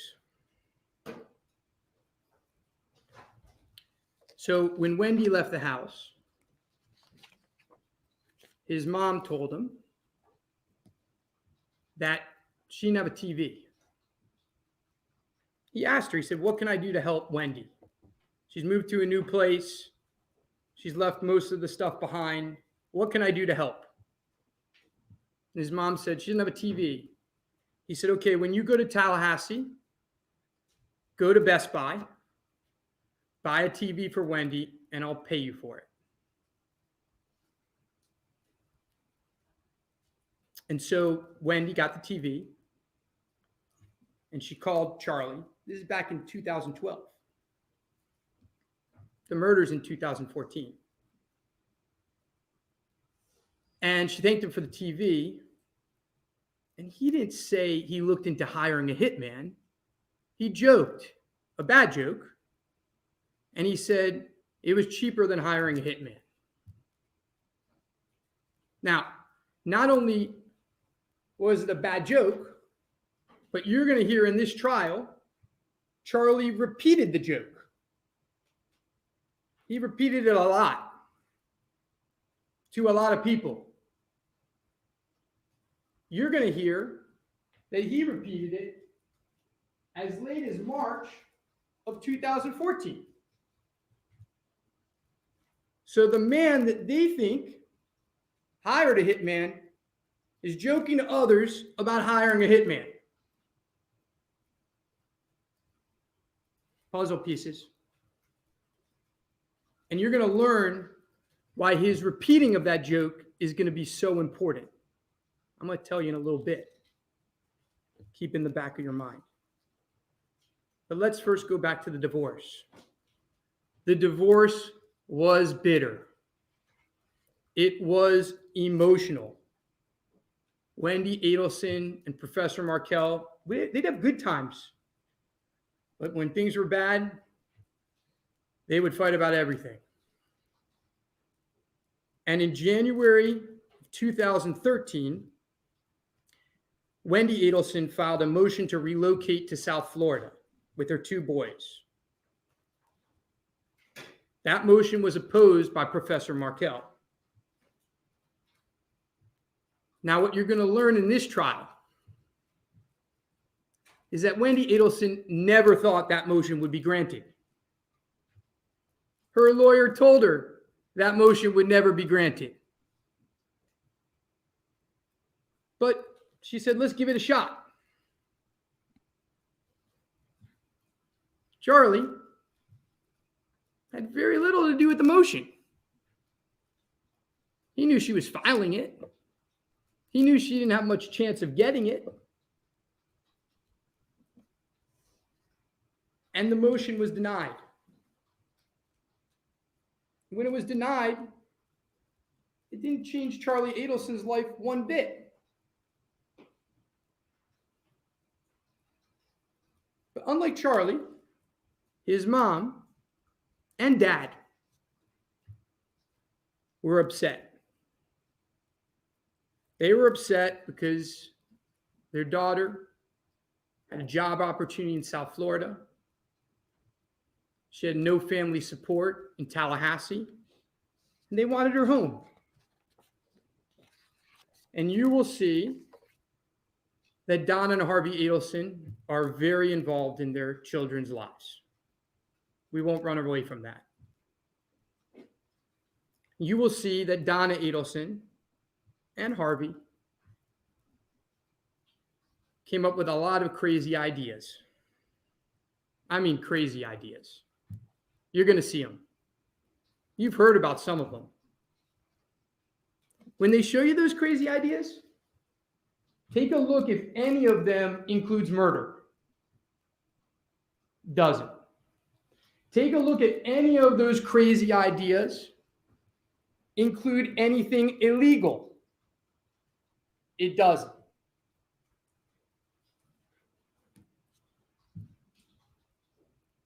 Take a look at if they're actually then go to lawyers to make sure that their ideas are legal. Murderers. You heard it. Unindicted co-conspirators going to lawyers to make sure that what they're offering is allowed. You're going to see that. But the ideas were crazy.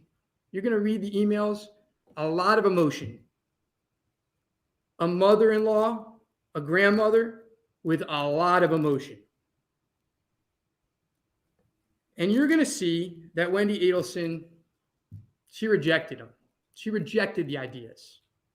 They were never presented to Dan Markel. And then you're going to see that there was another idea. They mentioned it in their opening, but they don't understand the importance of it.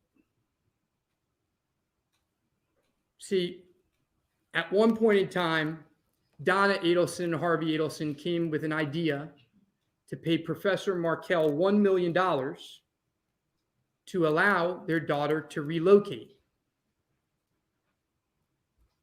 And they went to Charlie, who frankly by this point in time had more money than them. And they said, will you lend your sister $350,000? She'll pay you back or we'll pay you back. And he said, sure. And you're going to see that they presented this idea to Wendy Adelson. And the idea wasn't to take the boys out of Professor Markel's life. The idea was that with the $1 million, if Professor Markel agreed, he could live in South Florida and commute back and forth to Tallahassee. He could work out his schedule. He didn't teach every day of the week. He could work out his schedule so that he could still teach at the university and go back and forth. You're going to see that Wendy Adelson never made that offer. But it's very important. Like the joke, I want you to put it in your back of your mind for now.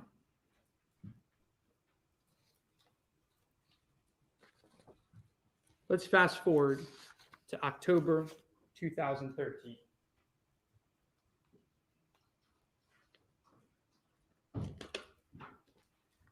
October 2013, Charlie started dating Kathryn Magbanua.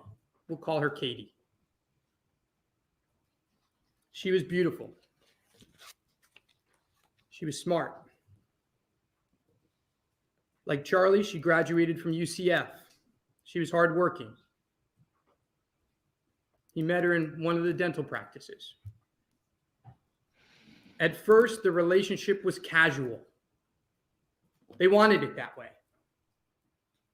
Charlie particularly liked it and liked Katie because she had 2 children. He worked a lot. His priority was his job. And Katie didn't bother him a lot. He only saw her like once, maybe twice a week. That's what he liked. And she was smart. She was fun. And he treated her very well. And that was very different, you'll learn, from how she was treated previously. Now, you'll hear that he spent a lot of time with Katie over the months that they dated. And remember how I told you Charlie talks a lot and repeats himself a lot? Well, when they were together, he did just that. He talked about his day. He talked about what was going on in the world. He talked about his family, which, by the way, was a constant topic every single day.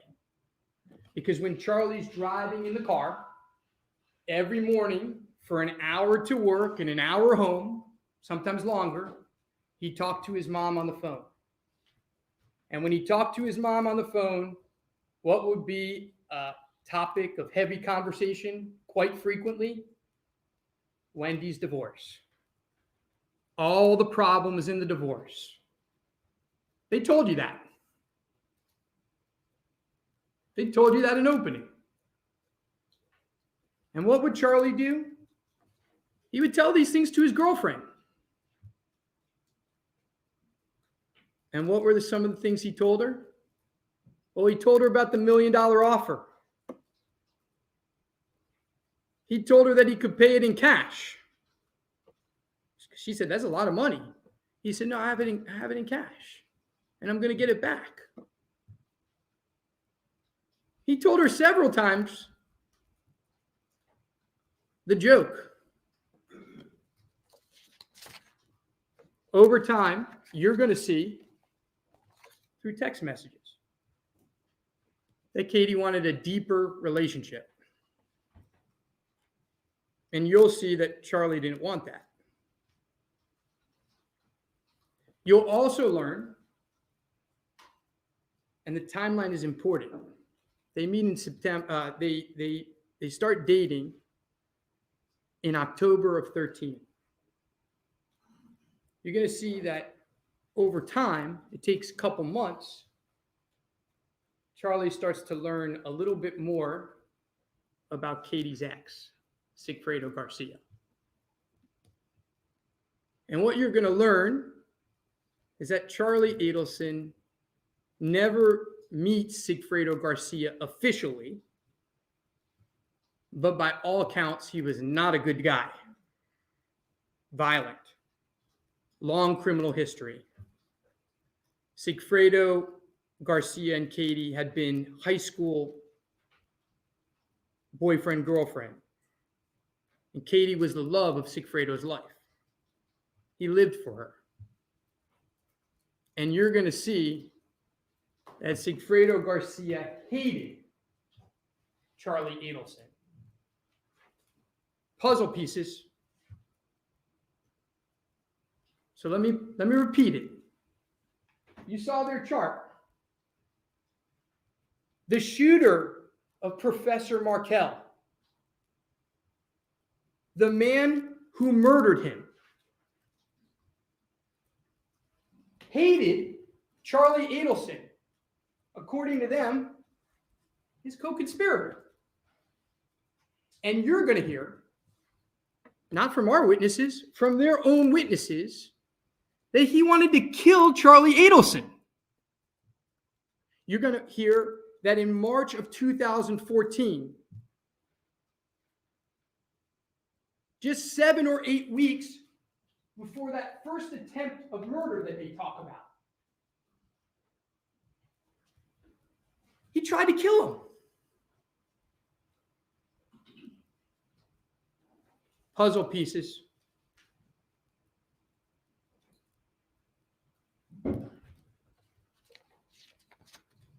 You're also going to hear about a phone call on July 1, 2014. You're going to actually hear that July 1, 2014 call is how they found these guys. It's actually the craziest fact in this entire case, and there's a lot of crazy facts. You're going to hear that on July 1, 2014,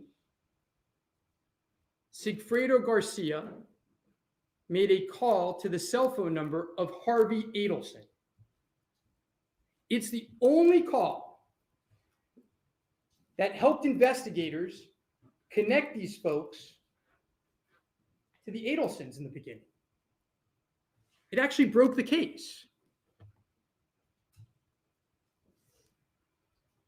What they don't know, what you're going to see, it's in text messages. It's discussed on the wires. They don't know it because they don't understand it because they weren't there. Is that on July 1st, 2014, just 3 weeks or so after the first murder attempt. And by the way, just 17 days before the murder. Let me repeat that. The murder happens on July 18, 2014. On July 1st, 2014, Sigfredo Garcia tries to run Charlie off the road.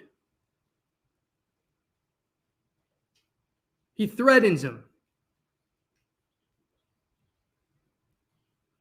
And what you're going to hear is that on July 1, he's so upset that he calls the Adelson Institute.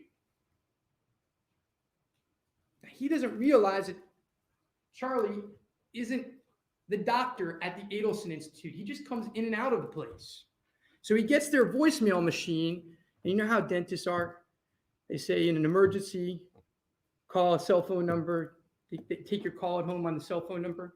Well, he hears in an emergency, call Dr. Adelson at such and such number. He thinks he's calling Charlie Adelson, but he calls Harvey Adelson. And he calls him and he threatens him. He tells him, if you keep dating Katie, we're going to go mano a mano. I'm going to kill you.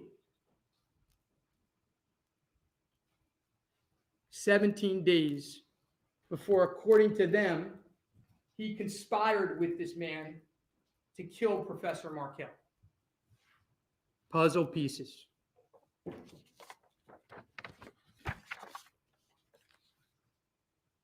What you're going to learn is that in the spring of 2014, it became apparent to Katie that her dreams of financial security with Charlie were not going to work out. You will learn that Katie heard the hitman joke. You will learn that she heard the $1 million offer and she got some ideas in her head. The state itself has called Kathryn Magbanawa the mastermind. And that's exactly what she was. So now let's get to July 18th. I kept you waiting long enough.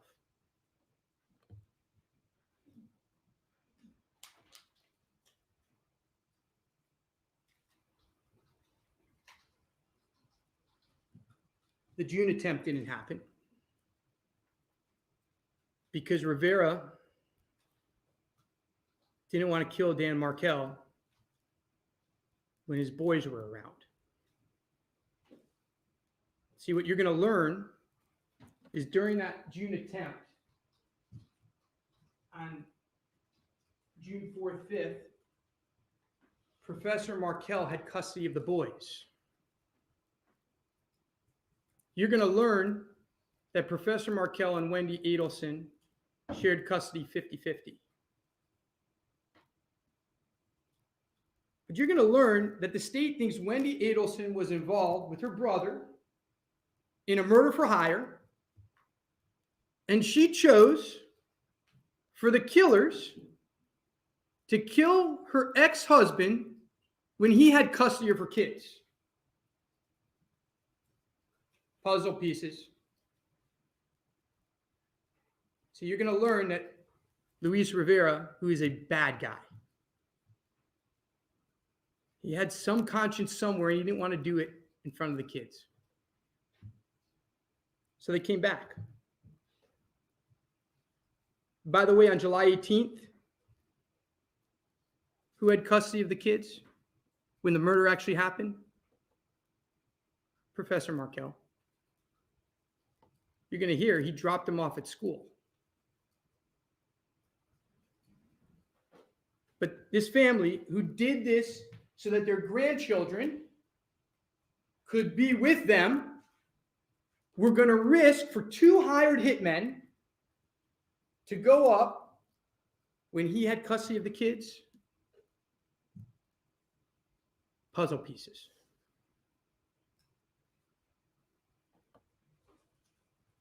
July 18th for Charlie starts as a normal day. He works. You're going to see he lives in Fort Lauderdale. Now, I don't know how many of you are familiar with South Florida, so I'm going to give you a little bit of geography lesson. He lives in Fort Lauderdale. That day, he's working in 2 offices because he'd often work in 2 offices a day. He'd work in the morning at one place and in the afternoon at another. So he's working in 2 offices. The first office he's working in, both of them actually, are in Jupiter, Florida. Now, if you're familiar with South Florida, Fort Lauderdale and Jupiter are not close.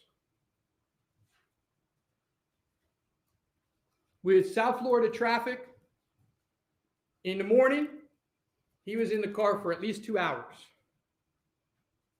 Now, he came home late that night, you're going to hear, so traffic was a little bit better, but it's probably still an hour to an hour and a half. Jupiter is north of Palm Beach.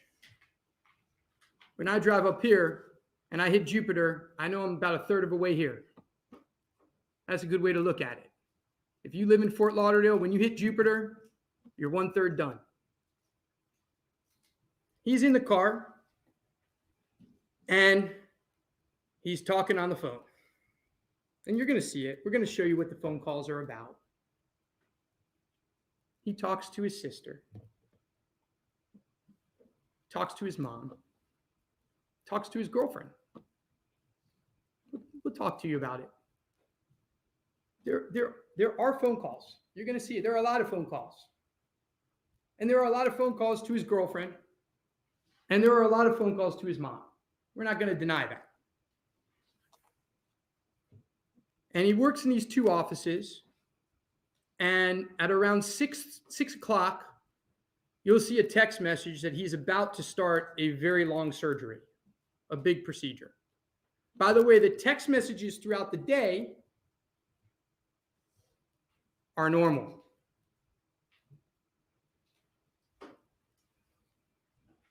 Just after 7 p.m., he gets a call from his mom. And he's told that Professor Markel has been shot. And he's shocked. He's upset. His first reaction is, Wendy and the boys okay?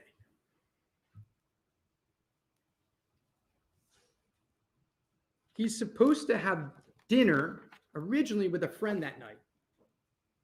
But earlier in the day, that changes, and he's supposed to have dinner with Katie.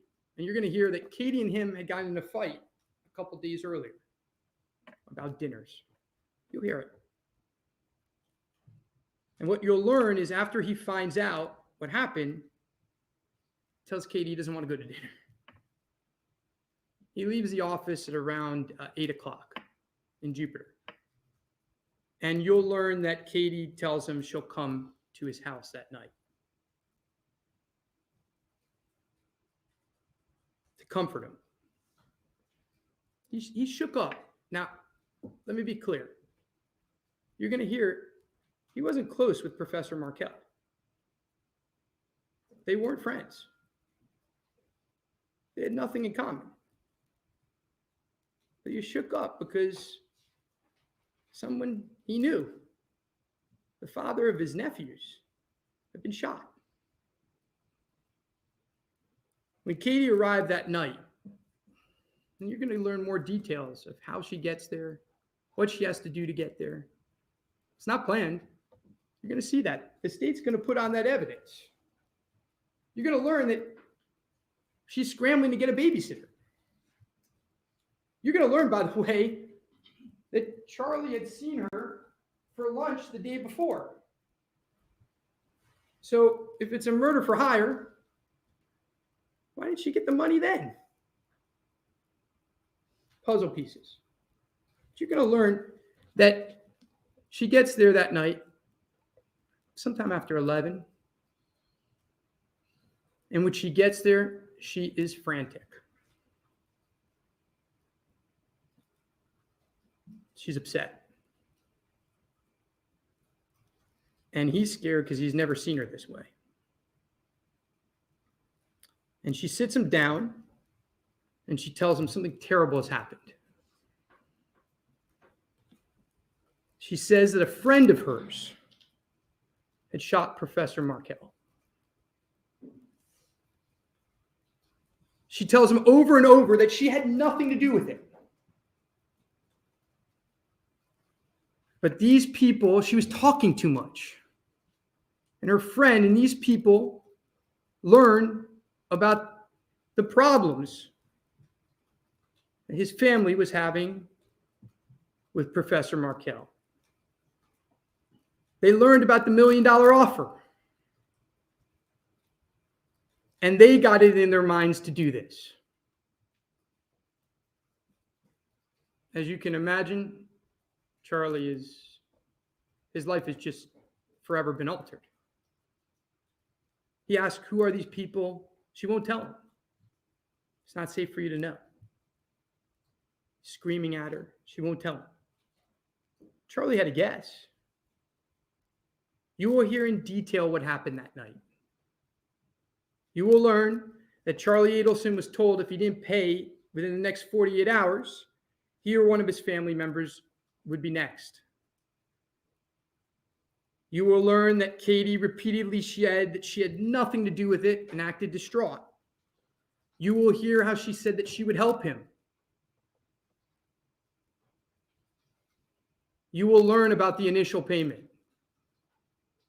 It wasn't $100,000. It was more than $100,000. He took out everything he had in his safe. You're going to learn about that. The state doesn't know it. It was more money. But you're going to learn he didn't have $350,000.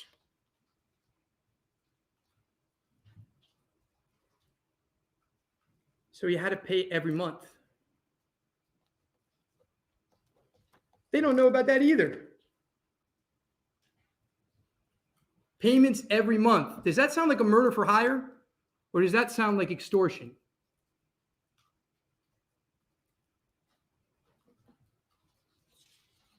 You're going to hear about these gifts. And you're going to learn that the gifts were just that. They were gifts. Because as time went on, he became more and more certain that Katie was not involved. He became more and more certain that she was helping him. And he wanted to keep her happy too because he needed her. He needed her help. And you will hear that the payments changed a couple months after the night of the extortion. 2 crimes. You'll hear that the payments changed and that Katie was put on the books of the Adelson Institute. Paper trail. They created a paper trail. Puzzles don't fit. Pieces of the puzzle don't fit. And you'll hear that in order to put her on the books, despite Katie telling him the night of July 18th, you can never talk about this with anyone. You can never talk on the phone about this. You can never talk about it in public. You can never talk about it anywhere, because if they find out, they will kill you and your family. If they think the police are coming to you to talk to you, they will kill you. Look at what they did to Professor Markel. But you will hear that he told someone. He had to. He told his mom. You'll learn that she was the bookkeeper for the Dental Institute. You'll learn why he had to tell her. You'll learn about those checks. They've never been able to understand, why are they so sequential? Why are they back and forth? You'll learn why.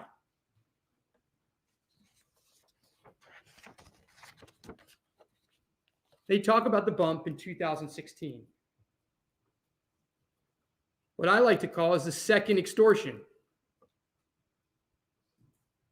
What they don't realize is that their undercover operation was an extortion on an extortion. They don't know it. It's not their fault. And we're going to go through the wires with you. We're going to go through Dolce Vita with you. And we're going to show you how they actually prove his innocence. We're going to show you how they are talking carefully. They're talking to him. He's talking about an extortion.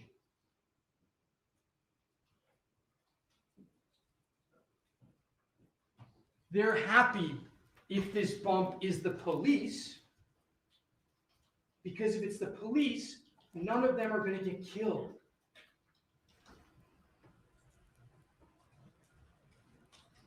If it's a bad guy, they're in danger.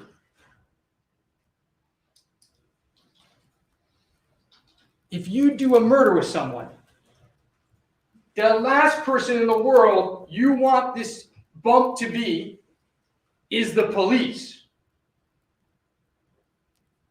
Because it means they're on to you. Puzzle pieces.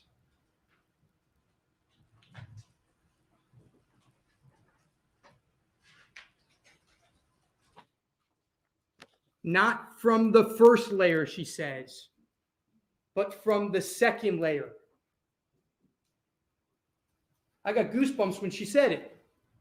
It's one of my favorite lines in the recording. Not from the first layer, the first extortion, but from the second layer. 20 months later is the bump. That's the second layer to Charlie Adelson at that point in time.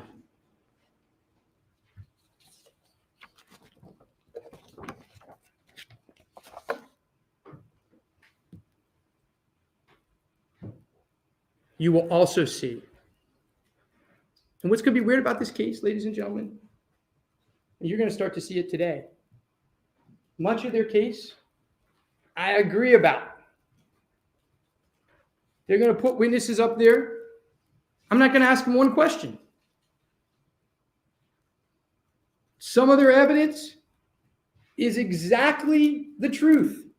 It just doesn't prove a murder. The stapled money, it's his money.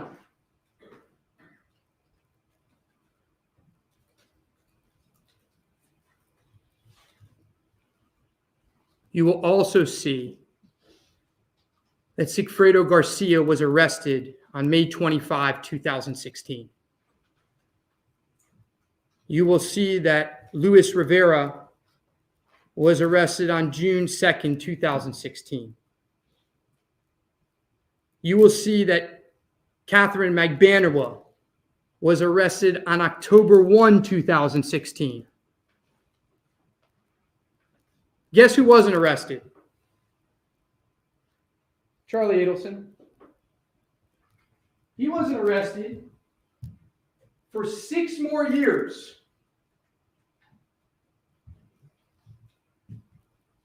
And what you're going to see is that they had the exact same evidence in 2016 against Charlie Adelson that they do today.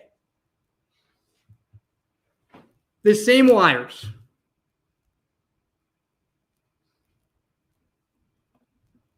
They talk about an enhanced Dolce Vita recording.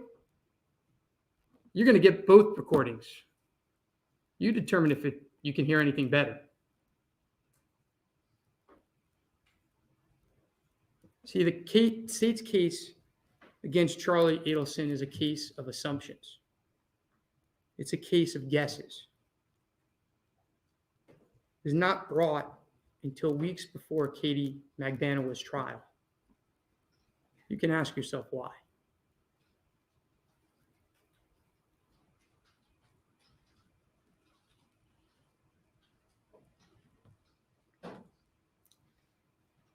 Ladies and gentlemen, I want to thank you for your attention.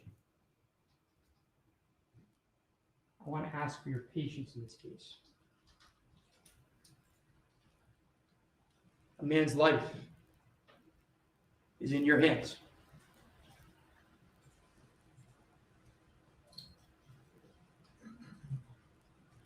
He's innocent. Send him home. Thank you, Your Honor. Thank you.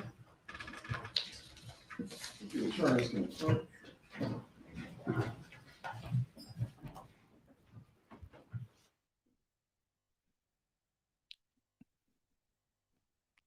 Let's continue to watch for just another moment here, and then we will get a reaction to what was a very puzzling defense theory, at least to me. It appears they might be going into judge's chambers right now. Carl Steinbeck, let's go to you. Hang on one second here. Let's see. Looks like Judge Everett is coming back to the bench. Let's stand by and listen to him. This is called. The bailiff will escort you all into the jury room. Please place your notepads face down on your chairs.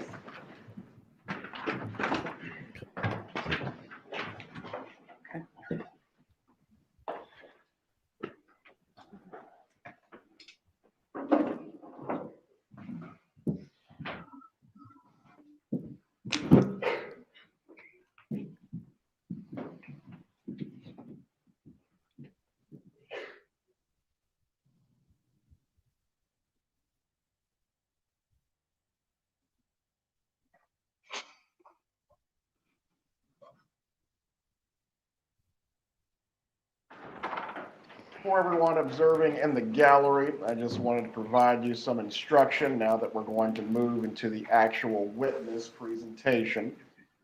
If you leave the room while a witness is testifying, you'll need to remain outside the courtroom doors until the next witness changes. Please do not move about the room or distract the jury or the parties while the witnesses are testifying as well. We will be in recess until 11:15.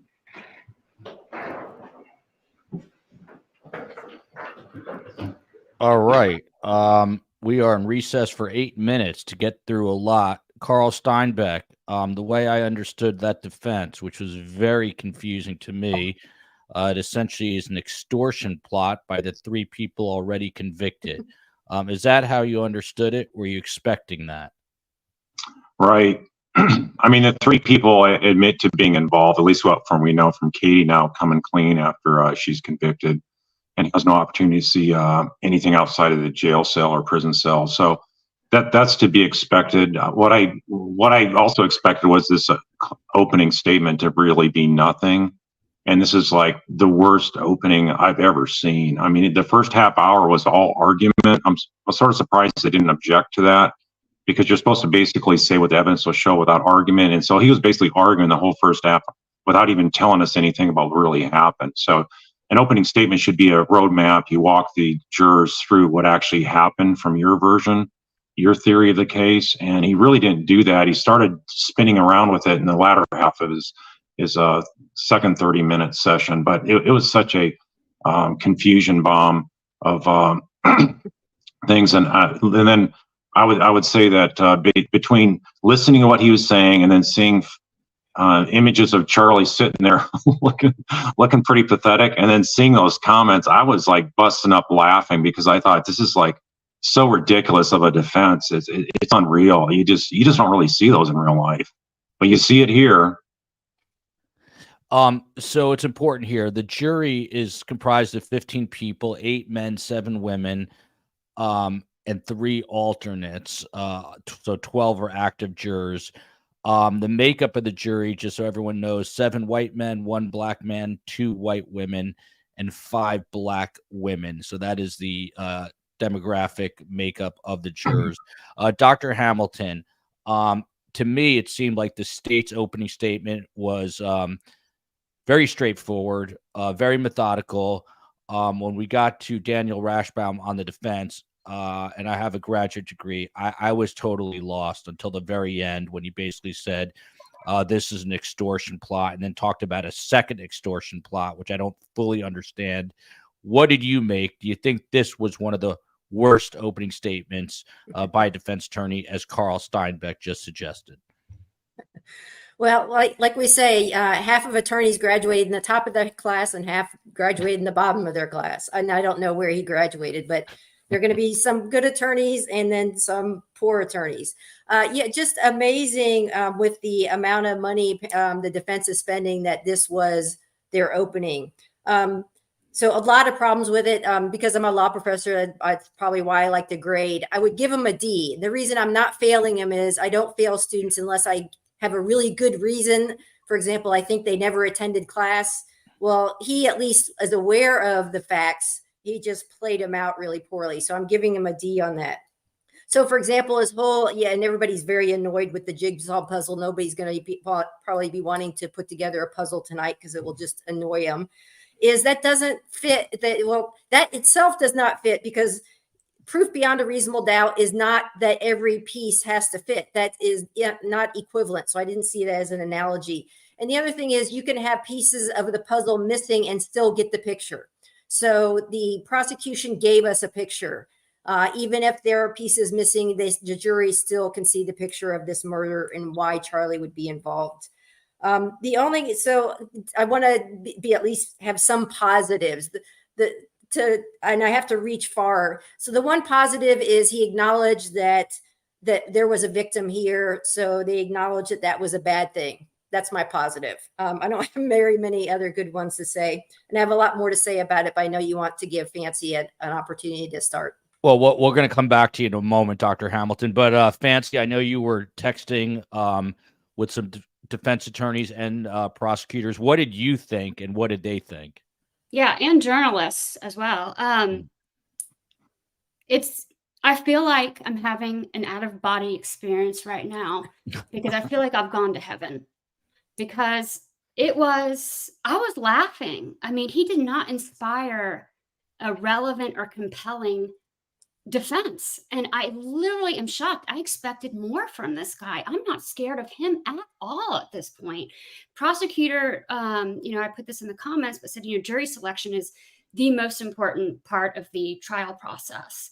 And this person also told me that the second most important is this opening statement. And he wrote to me that he considers this trial to be over already. And this is someone with, decades of experience that I trust, and it seems to have been right through my communications with him about his predictions about this case. So it is universal. I'm hearing back that this was a huge fail. It's an embarrassment. The trial is lost. And I just can't wait to keep roasting how horrible this defense is. It's a huge gift to me. And I will tell you this. There is a song that I wanted to make a little music video to, Radiohead's Jigsaw Puzzle, Pieces Falling into Place. And this is a huge gift, because I'm just going to get real creative with Rashbaum's, constant callback to the puzzling, which is hilarious. Thank you. Yeah. Carl, to you, and I'm sorry to do this to you because I couldn't answer this question, but can you succinctly, in your own words, explain what you believe the defense theory to be here?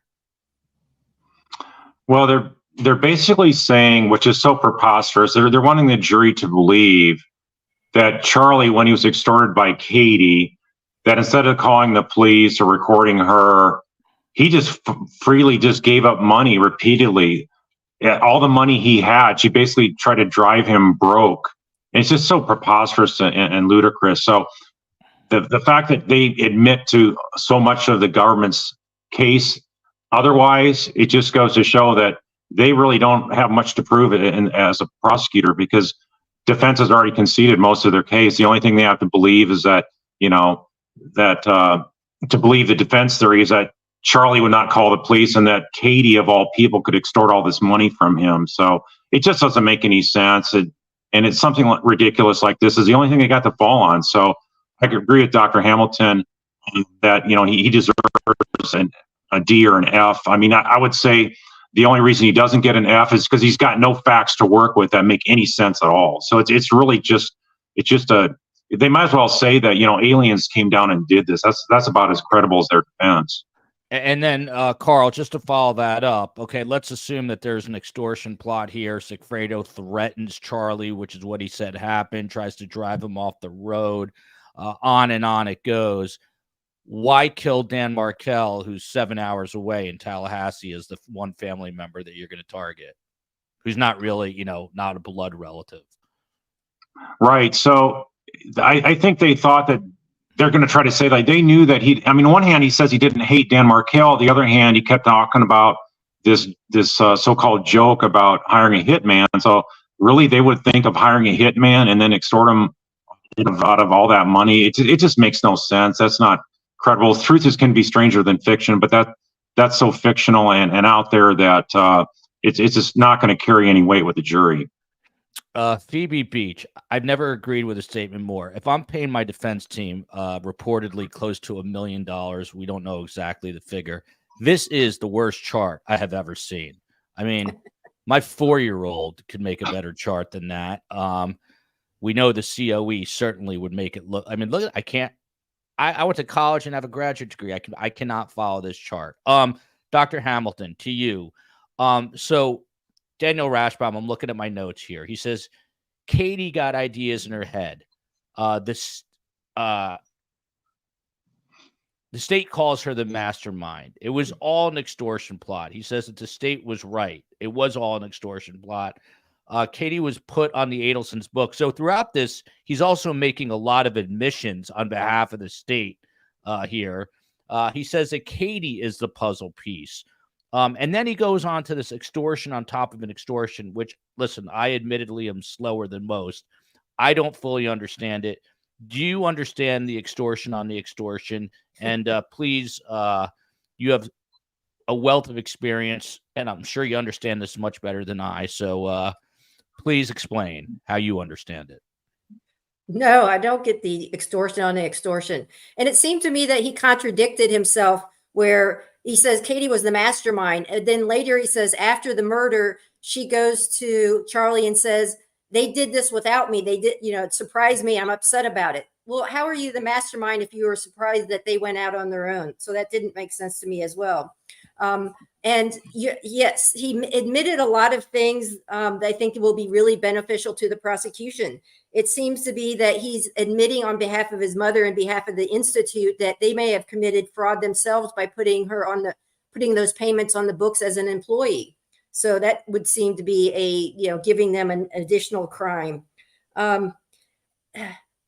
So he tried to, I guess it was a lame attempt to humanize Charlie. So generally what defense attorneys want to do is they humanize the defendant so that the jury feels, oh, they couldn't possibly do that. But all of that went awry because what he admitted was Charlie he's a traveling periodontist. How is that, appealing? That's not very humanizing. Who knows what a traveling periodontist is? He admits that Charlie was self-centered, that he made a lot of money. He wasn't close to his sister. He made bad jokes. He talked a lot and repeated himself, which the latter two things just is, well, that's a little bit humanizing, but that's a humanizing to somebody who's an irritant. We all know people who talk too much and repeat themselves.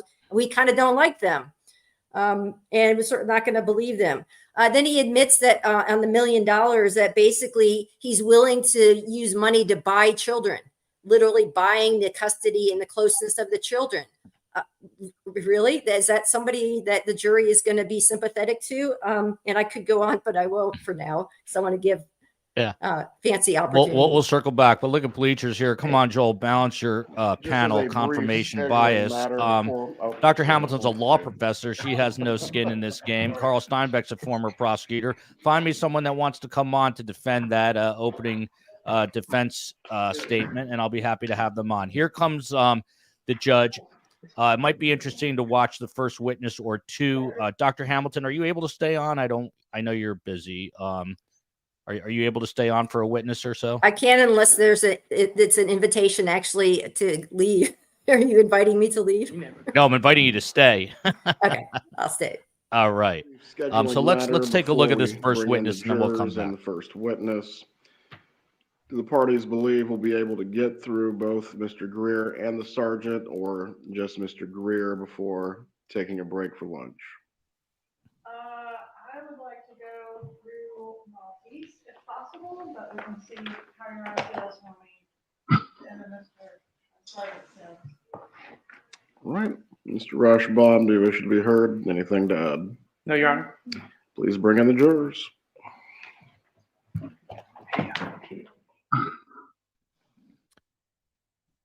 Carl, real quick, look at this question. Question to the panel: who will testify to this theory? Katie will not. Is this an indication that Charlie will take the stand? What do you think? Well, this makes me think to have the most credibility, he would have to take the stand. But it's so ridiculous that he could just try to make this theory through questions of defense, which are the prosecution witnesses, which is not really evidence at all. He's just trying to make a story with them to try to discredit them, and it's not going to work. So if he has any chance of trying to have this be actually considered evidence, he's going to have Charlie take the stand. And look, I want Bleachers to be heard. He says, we don't understand criminals like Garcia. I think the implication here is Sigfredo Garcia may have just done this on his own volition. I find that incredibly hard to believe, Bleachers. Dr. Hamilton, to you, do you think Charlie would have to take the stand? Same question, in order to defend the defense's theory here. Technically, no, because the defense can throw out these various theories, and often they don't actually circle back and show to the jury, so they don't actually follow through a lot.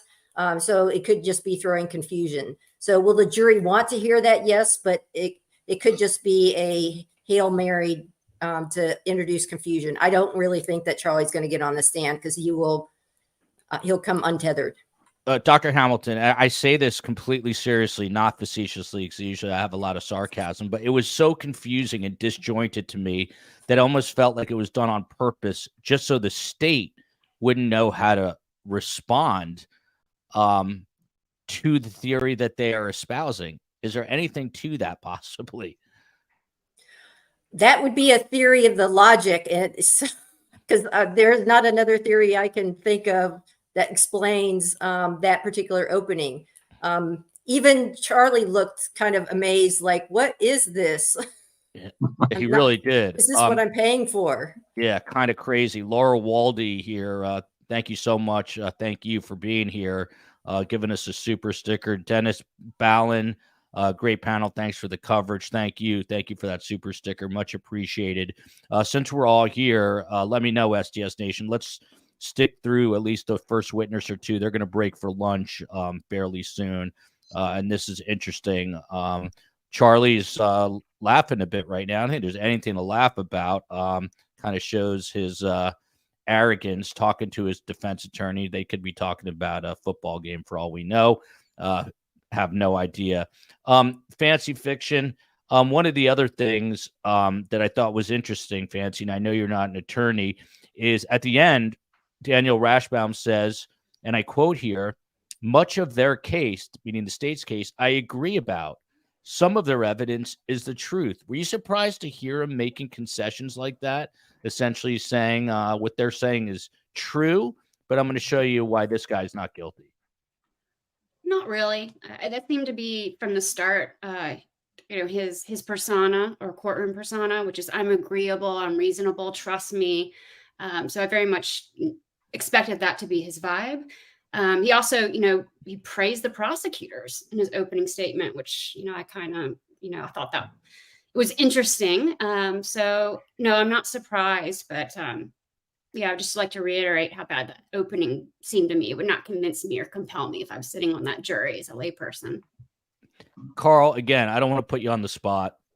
The extortion upon the extortion, that part of it, can you elucidate that for us if you understand it clearly? Because I still do not.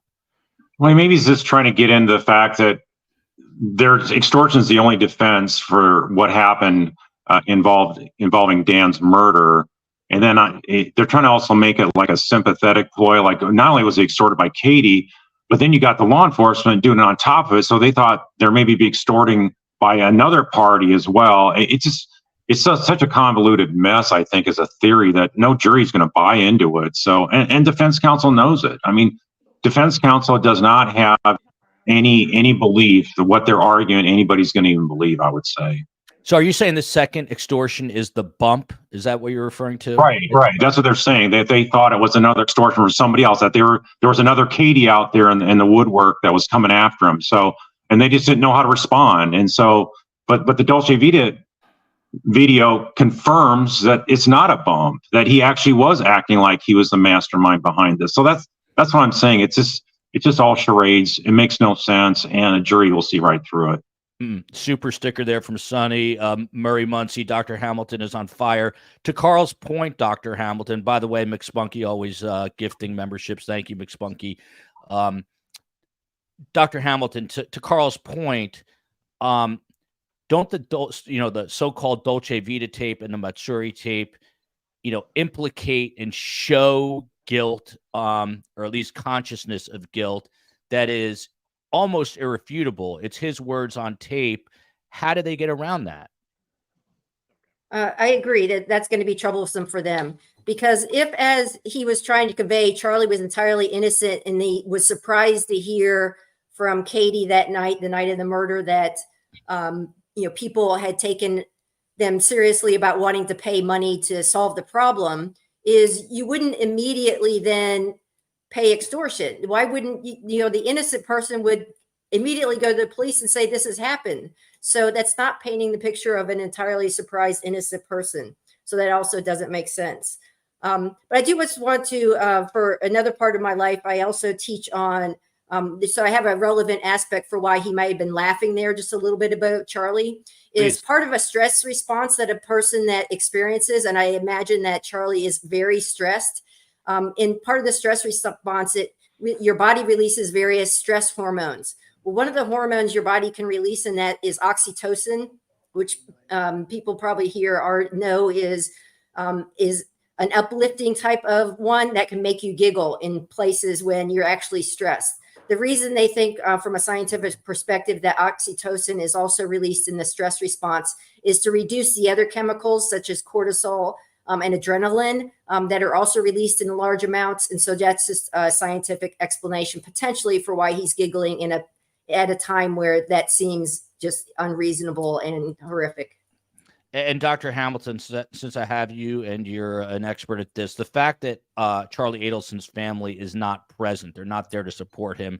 Wendy is apparently at least on her way there. I don't know that she's in the courtroom right now, but the parents are not there. Does that impact jurors in any way? Are they looking at that to see who's behind the defendant? I think at this point, it's way too early. The jury just got bombarded with a ton of information. So that I think that's going to be beyond something they're thinking about at the moment, because they're just identifying who has been speaking to them. I doubt that they're also trying to figure out who's behind those people. So just later on, because this trial is supposed to go 3 weeks, we'll see if it does. They may start to then wonder who's behind them. But I think at this point, they're trying to absorb way too much, and that would be a little bit beyond, I think, their ability. Fancy to you. A lot of people have said this. So Katie was the maestra. They think that Charlie is going to be upset with this defense because, of course, we know he had the maestro license plate. Number one, do you think he will be upset by that? And number two, I wanted to ask you, look at this. The COE did a vote. I didn't even know. Who had the stronger opening statements? Prosecution said 81%, defense 7%. I'd like to know who those 7% are. I'm curious. Not impressed by either 11%, the COE working behind the scenes. Fancy to you. I forgot what I was just asking you, but the other part of this was, about the maestra. Yeah, I remember. Everyone do you think he's going to be upset by that real quickly before we get to the... Okay, you may call your first No, witness. he's too drugged up. It calls James Geiger. Okay. Joel, I got to take a call. I'll be right back. Thank you. Okay, no worries, Carl. I'm going to mute you. James Geiger appears to be the first witness, if I heard that correctly. Let's see who he is. Mr. Geiger, please raise your right hand. Do you swear or affirm the testimony you're about to give will be the truth? You may take your seat.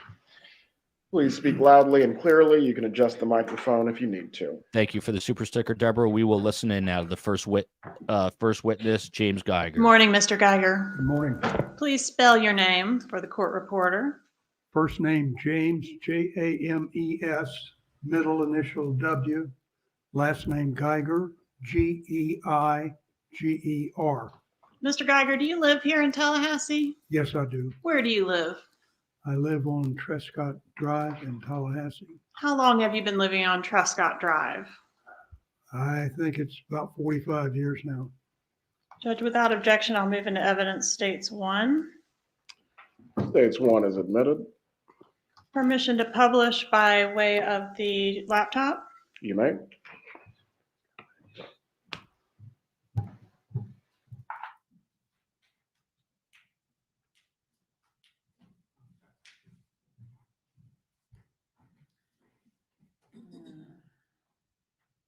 Okay. Did you used to have a neighbor by the name of Dan Markel? Yes.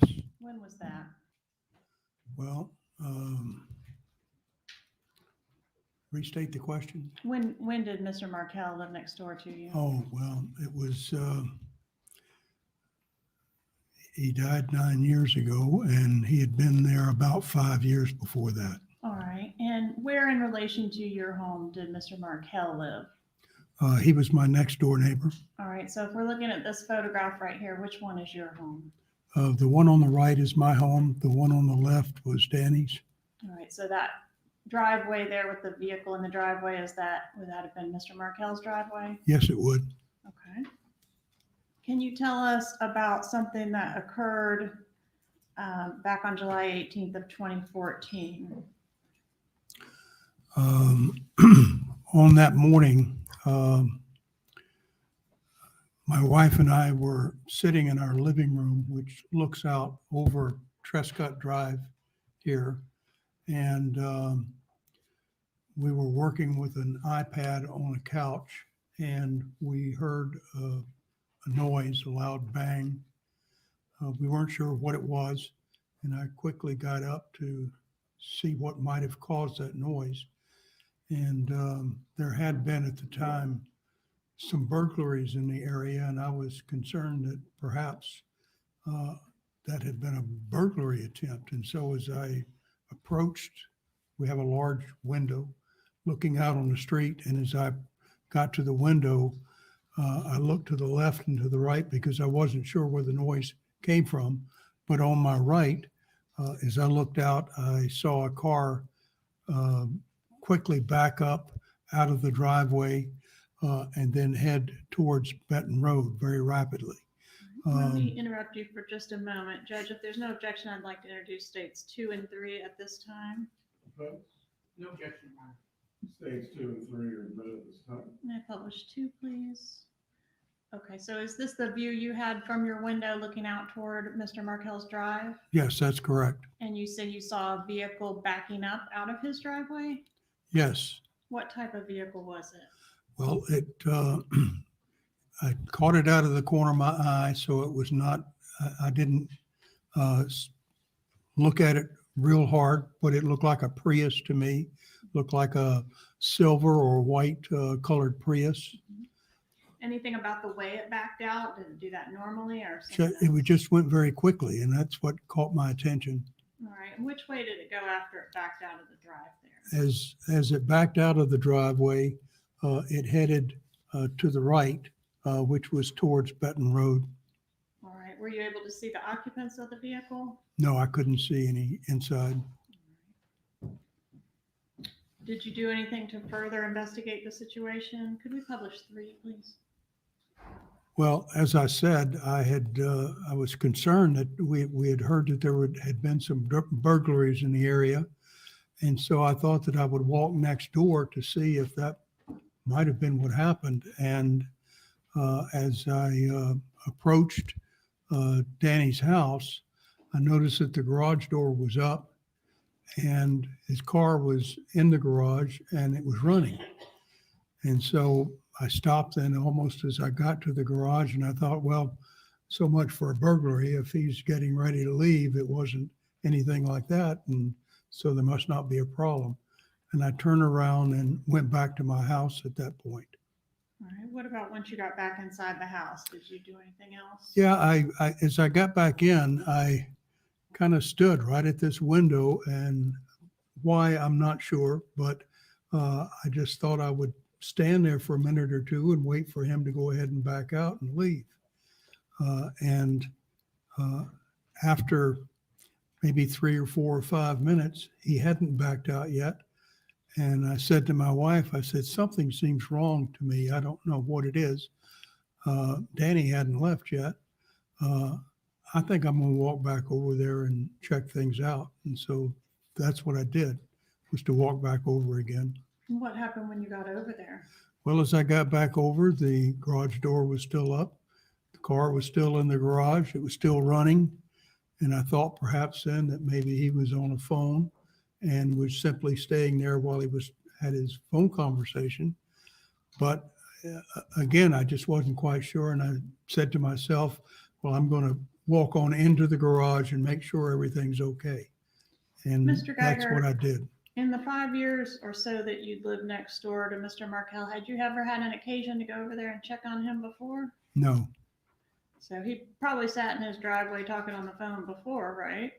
He may have, I don't know. He was in the garage this time. I wouldn't have known if he was there or not.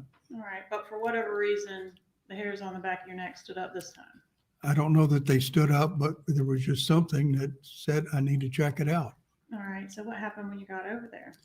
Well, I as I said, I decided I'd walk on into the garage. I felt a little awkward doing that, but I walked on in, and I looked at the driver's side window, and it was busted out. And at that point, I recalled stepping on glass. And as I looked in, then I could see a man's head. It was bloody, and it was looking through. Part of the glass was still there from the driver's side window, but part of it was blown out. And I looked inside, and I saw a head. It was bloody, and it was moving back and forth slowly. Mm-hmm. And was it Mr. Markel inside the car? Yeah, and I said, Danny, what happened? And there was no response, just that slow moving back and forth. And I hollered out again, Danny, what happened? And there was still nothing. And at that point, I knew he needed help, and I had to call 911. And so I reached into my pocket, which is where I normally keep my cell phone, and it wasn't there. And then I recalled that while I was sitting on the couch, I'd taken it out and set it down there. So I quickly ran back to the house. It's not very far away, as you can see, and got my phone and then called 911.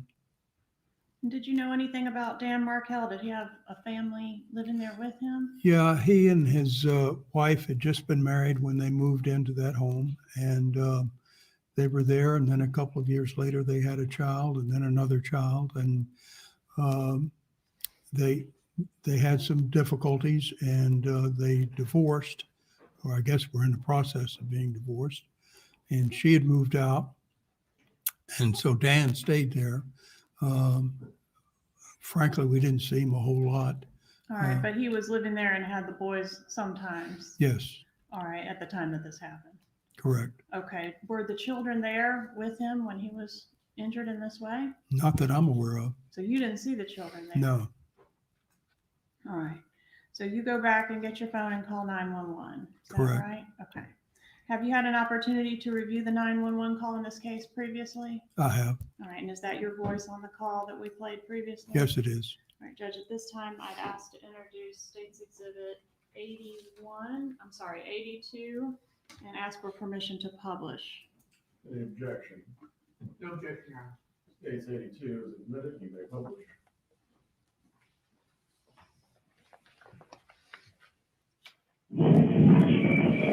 911, what's your emergency?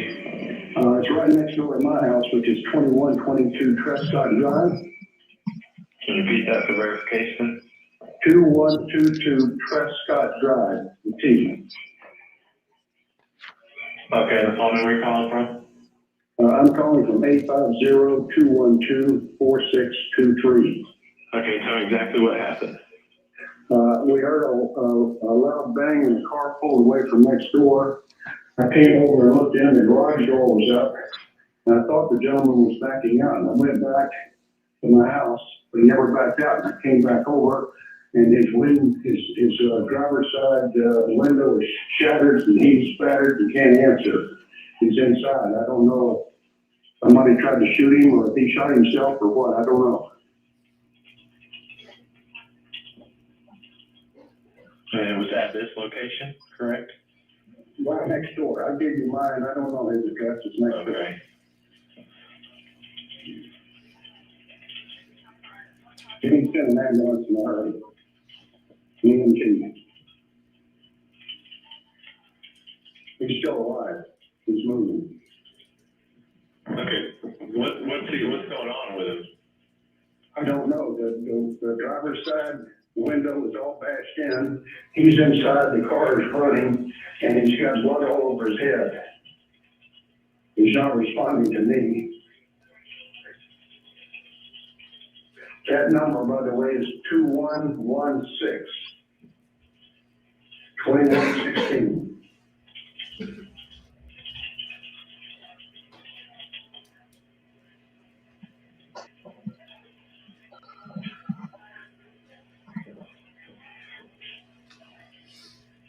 What's your name, sir? My name is Jim Geiger, Geiger.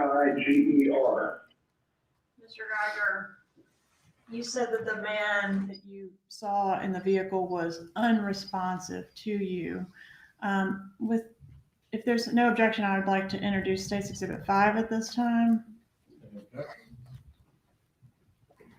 No objection. States 5 is admitted. May I publish? You may. Is this Mr. Markel, your neighbor? Yes. Okay, and when you say he was not responsive, was he able to say any words to you? I didn't hear any words at all. Okay, what sounds did you hear coming from him? I didn't hear any sound. I just saw his head slowly rolling back and forth. Okay, he wasn't moaning at all, or? Not that I heard. Okay. All right. May I introduce State's Exhibit 6 and 7 at this time, Your Honor? Any objection? No objection, Your Honor. States 6 and 7 are admitted. Publish 6, please. All right, so is this looking up Mr. Markel's driveway? Yes. All right, and State 7, please.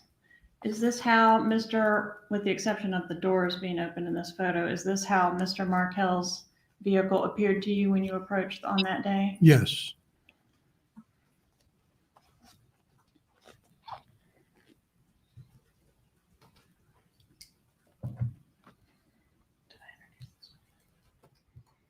I'm going to approach with State's Exhibit 4.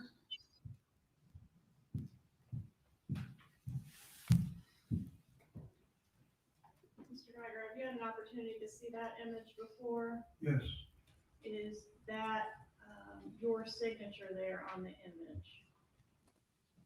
It's here, initials, I should say. Yes, it is. Okay, and is that indicating that the vehicle pictured in this exhibit is consistent with the vehicle you observed in Mr. Markel's driveway that day? Yes, that's true. Permission to introduce and publish States 4. Any objection? No objection. States 4 is admitted.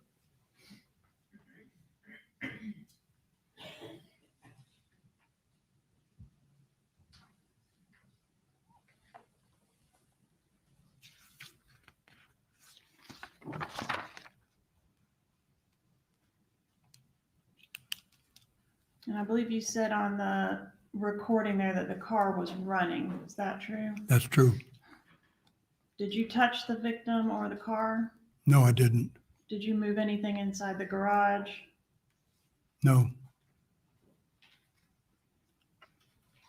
Can you estimate how much time passed between the time you heard the loud bang and the time that you called 911? I would say between 5 and 10 minutes.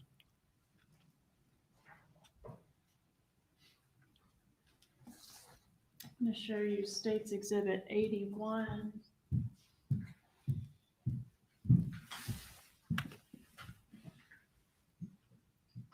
Is State's Exhibit 81 a fair and accurate map? It's an aerial map of your residence and the scene where this occurred. Yes. Asked to move into evidence. State's 81. Any objection? No objection. Okay, State's 81 is amended. May I publish? Okay.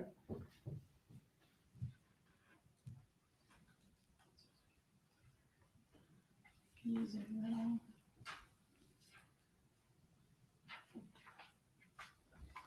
All right, so if you're coming in off of, can you show, off Thomasville Road there, the yellow line, how would you get to Mr. Markel's residence from Thomasville Road?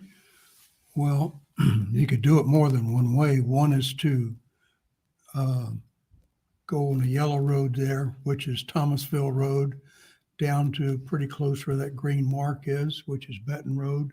You would take a left, come up to Trescott Drive, and then go back.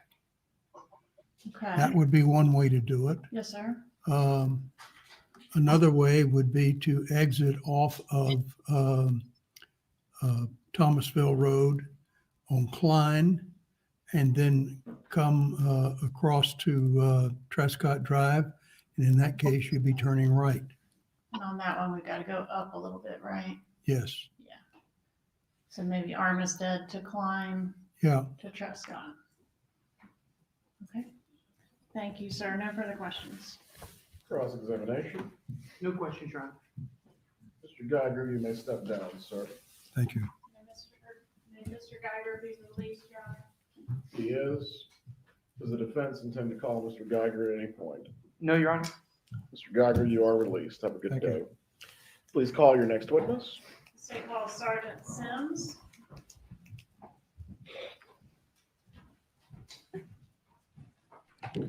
So that was the next door neighbor who witnessed a lot of this, called 911, James Geiger. Melissa, to you, Sergeant Sims is about to take the stand, but Melissa, to you, obviously a very credible witness. He's testified before. What purpose does he serve in this case for the state?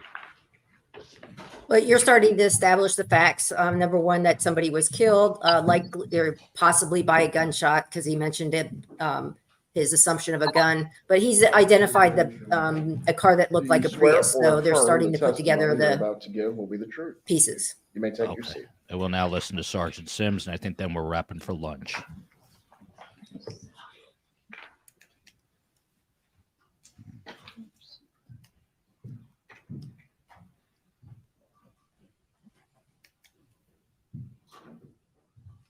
Hello. Please introduce yourself and spell your name. David Sims, David-Sims.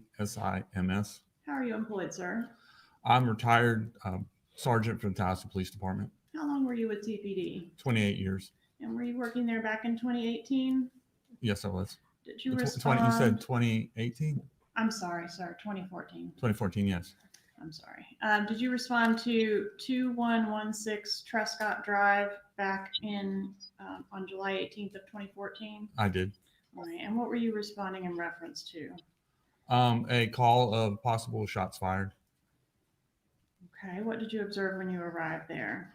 When I arrived, I parked on the street, and the neighbor, Mr. Geiger, pointed out the house. I walked up the driveway. The garage door was up. There was a vehicle parked in the driveway running. As I approached the vehicle, I noticed glass on the ground outside the driver's side. And I checked the door locks, and the car was locked, but it was running. There was a person inside the car, kind of slumped over maybe a little to the right. The glass for the driver's window. Let me pause you right there. May we publish 7, please? Any objection? This one's in evidence, Your Honor.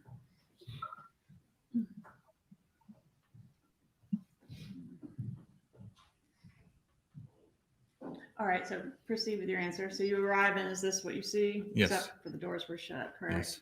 Okay, go ahead. And as I approached in the picture there, the vehicle door is open, but it was closed and locked when I arrived, and the glass in the driver's door was partially broken out. And there appeared to be a small half circle in that glass as if a projectile had entered or exited through that window. At this time, I'd like to move into evidence, State's Exhibit 8. Any objection? No objection. States 8 is admitted. Please publish 8. All right, does this photograph show the little shattered glass with the half circle you were referencing? Right, up there in the corner. Okay. What else did you observe there? Inside the vehicle, I called the victim's possible name. I was given the name of Daniel. I called Daniel. There was no response. He was breathing, but in a gasping manner. It was just kind of repetitive gasp. No movement, no response to me. I went around to the other side of the vehicle after I had unlocked. I'd reached in the window, unlocked the door, went around to the other side, opened that door, turned the car off so the car wouldn't possibly be put into gear when EMS got there, plus the fumes. So I dropped the keys on the floor in the garage, and I tried to call his name again, no response. By that time, I heard EMS, their sirens right down the street, so they were almost there. I did notice that in his left hand, he had a cell phone, and in his right hand, he had like a business card. And he also, there was eyeglasses, half was laying in his lap, and the other half was laying on the floor of the car, like they had just been broken right across the bridge. All right, this time I'd ask to introduce into evidence States 9 and 10. Any objection? No objection. States 9 and 10 are admitted. Publish 9, please. All right, so this, could you zoom in a little bit on the floor of the garage next to the driver's side?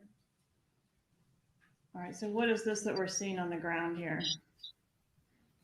That looks like possibly the cell phone, and I don't know if that's the glasses or not, because once this picture would be after EMS arrived and they took him out of the vehicle, and I'm not sure what on that side, what was moved and everything that was done when EMS was trying to extricate him from the car. Okay, before the doors were open and EMS extricated the victim, were you able to observe some shattered glass? Oh, there was definitely glass on the outside, yes. Okay. And next photo. 10.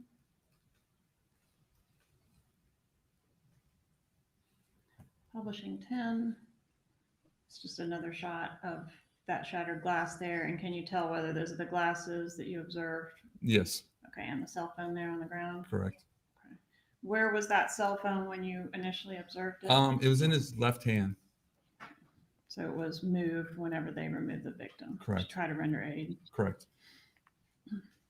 And was he taken to the hospital? Yes. When you say that you opened the car doors, did you have to touch both door handles to do that? Usually when I have a car that's something like this, a stolen car or anything that I don't want to get prints on, in my uniform I always have a pen, like just a big pen with the top that comes off. And I use that to pull in the door handles, and I use that to reach in and unlock the vehicle so I don't touch anything. Did you observe any signs there at the scene that there had been forced entry of the residence or anything disturbed or taken? No, after the victim was removed from the car, then myself and another officer, we took the keys that I had taken out. We had to unlock the door to get into the house from the garage, and we checked the house.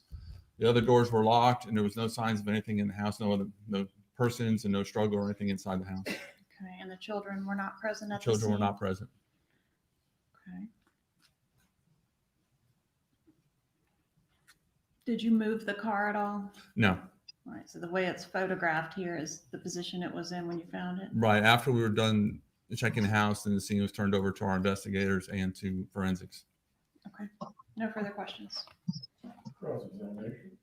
No questions, Your Honor. Is the sergeant released? Yes, sir. You may sit down. Have a good day, sir. Please call your next witness. State calls JoAnne Maltese. That was quick. That was Sergeant David Sims of the Tallahassee Police Department. JoAnne Maltese, the next witness being called. They're getting a bunch in right before lunch here.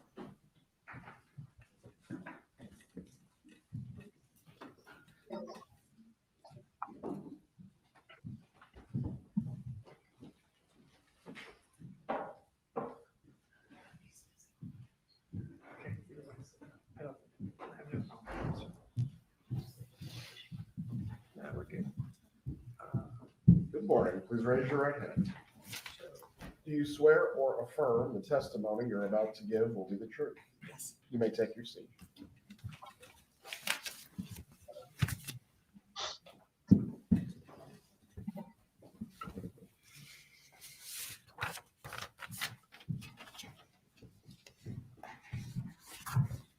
And please introduce yourself and spell your name. JoAnne Maltese, JoAnne, and Maltese, Maltese. How are you employed, ma'am? I'm retired Tallahassee police forensics specialist. I now have some businesses in Thomasville, Georgia. How long were you with TPD? It's TPD for 26 years. And were you with them back in 2014? Yes, I was. What were your duties back in 2014? In 2014, I was a forensic specialist, and my primary duties were the documentation, collection, and preservation of evidence at a crime scene. And what training and education did you receive to do that type of duty? At the time, I had over 1,500 hours of specific crime scene training to include photography, collection, DNA fingerprints, as well as I taught at Pat Thomas Law Enforcement Academy in crime scene, as well as teaching at the police department. Did you respond to 2116 Trescott Drive on July 18th, 2014? Yes, I did. And is that the scene that's shown in the photograph, States 10, that's up on the screen right now? Yes, it is inside the garage. All right. Is that residence here in Leon County? Yes, it is. Okay. I'm going to ask to introduce at this time, Your Honor, States 11 through 17. Any objection? No objection, Your Honor. States 11 through 17 are admitted at this time. All right. So did you photograph this vehicle as part of your duties? Yes, I did. All right. May I publish States 11? You may. All right. Just if you'll just kind of walk us through these photos and what we're looking at in States 11. This photo is the rear passenger area showing children's shoes and car seats. All right. Were the kids present when you were working the crime scene? No, they were not. States Exhibit 12, please. What is this a photograph of? It's a piece of broken eyeglass that was on the floor of the garage. And how was the eyeglass broken, if you know? The opticals or the lenses were located still inside of the vehicle. Just half of the eyeglass was outside, and there is damage to the nose piece of the eyeglass. Potentially consistent with the bullet causing the damage to the glasses? It would be consistent. All right, so it's Exhibit 13, please. What is this show? This is the optical or the lens of a pair of glasses located on the floorboard of the vehicle in the driver's compartment. States Exhibit 14. What is this? It's going to be a wallet found in the glove box of the vehicle. Was the glove box open or shut when you arrived on scene? It was closed. All right. States Exhibit 15. Did it appear that the box had been rifled through or that any items had been taken from the wallet? No. States Exhibit 16. What does this show? This is going to be the driver's side door window, the driver's door window with a hole in the glass. Consistent with a bullet hole? Yes, it would be. States Exhibit 17. What does this show?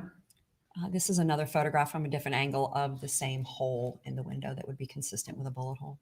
And did you collect some physical items of evidence from the photographs that we've just looked at? Yes, I did. Show you some of those.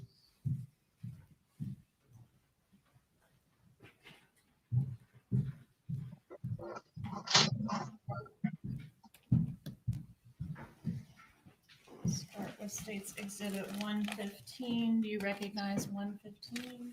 Yes. What is 115? It's going to be the eyeglass frame that was from the passenger floorboard, the front passenger floorboard in the vehicle. And States Exhibit 116, what is that one? 116 is going to be the other side of the eyeglass frame that was on the garage floor. May I publish? I'm sorry, I'd like to introduce 116 and 117. Any objection from the code? No objection. Correction for the record, Your Honor, 115 and 116. States 115 and 116 are admitted at this time.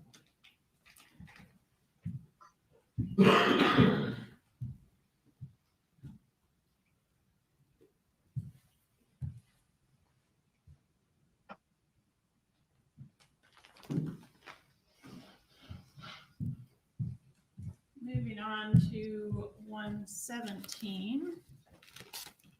Do you recognize 117? Yes. What is that? It's going to be the lens or the optical located on the front driver's floorboard in the vehicle. And what about 118? 118 is going to be a piece of the other lens or eye optical from the glasses that were on the front driver's seat. Are those in the same or substantially the same condition as when you impounded them? Yes. Judge, I'd move into evidence 117 and 118. Any objection? No objection. States 117 and 118 are admitted at this time. And then 119, if you could tell us what that is, please. 119 is going to be the wallet and its contents, other than the cash that I had to take out. It was located in the glove box. And that item in the same or substantially the same condition as well? Yes. And move into evidence states 119, Your Honor. Any objection? No objection. 119 is admitted. May I publish? You may. And whose driver's license was in the wallet states exhibit 119? Daniel Markel.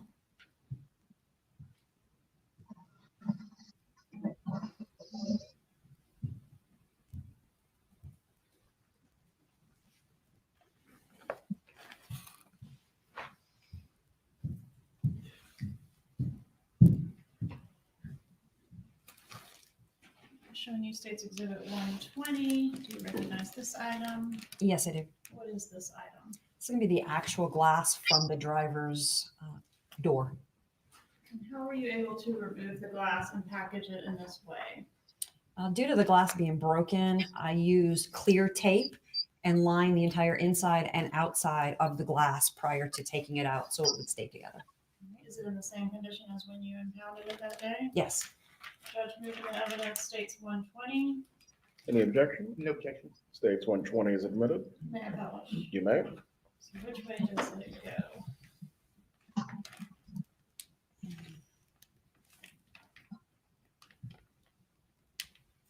The photo's up there if that helps. Oh, here's mine.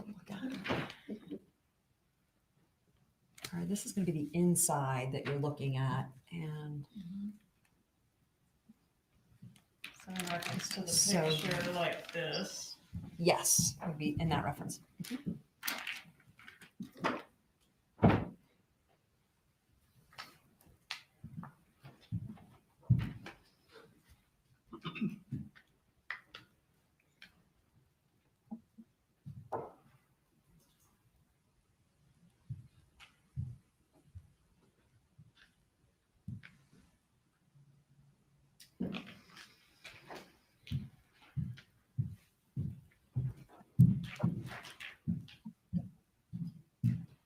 Next, I'm showing you states exhibit 121.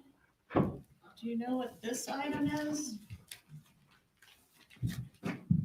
Yes. What is that item? This item is a fragment of glass that was taken off of Mr. Markel's face at the hospital. Did you respond to the hospital? Yes, I did. What were your duties at the hospital? I arrived at the hospital to document the condition, collect clothing, swabs, and any evidence from Mr. Markel. All right, and as part of that, did you photograph Mr. Markel in the hospital? Yes, I did. All right, move into evidence states 22, 23, and 24, Your Honor. Any objection?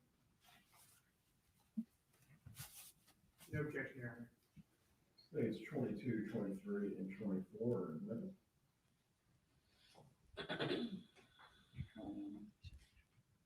Wait. One moment, please, Your Honor. Yes, Your Honor, at this time, I'd ask to publish states 22. You may.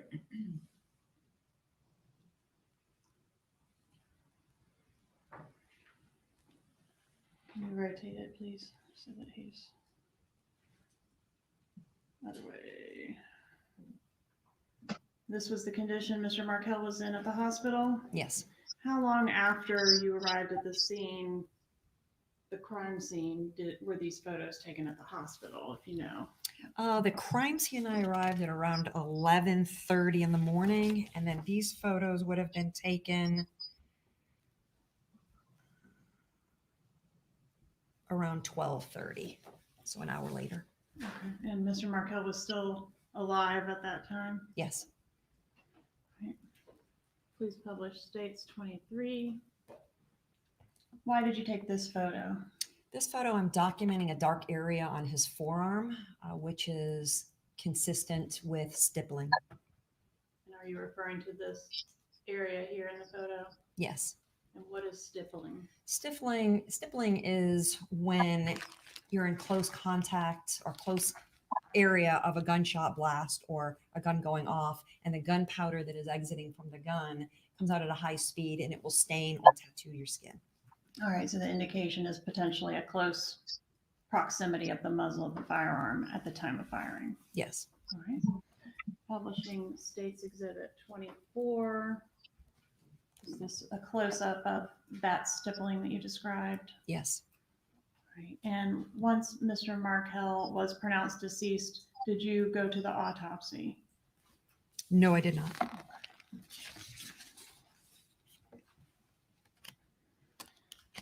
I have a couple other photos to show you in reference to your work on this case. This is 18 through 21. Do you recognize these photos? Yes, I do. And what are these photos of? These photos were taken at the Tallahassee Police Department. I was requested to document a vehicle there. All right. What type of vehicle was that? It was a 2007 Honda Odyssey van. All right. And was that Wendy Adelson's vehicle? Yes, it was. All right. Move to introduce 18 through 21, Your Honor.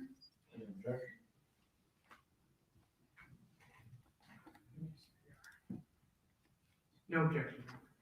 States 18 through 21 are admitted. May I publish? You may. All right. Publish 18, please. All right. This is just the exterior of the vehicle. Yes. Okay. 19, please. All right. Next photo. 20. Was this a receipt from a purchase that was made the day of the homicide? Yes. Okay. You just photographed that there inside the vehicle? Yes, I did. Front passenger seat. All right. And next photo, 21. Is that a close-up of the receipt? Yes, it is. And where was the purchase made? The purchase was made at ABC Fine Wine and Spirits. On what date and time was the purchase made? 7/18 of 2014 at 12:49 p.m. Okay. No further questions. Cross-examination. Very briefly.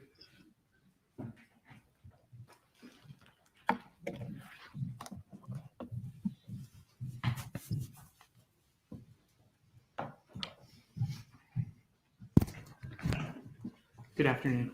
Good afternoon. When you arrived on the scene, it was taped off, correct? Yes, it was.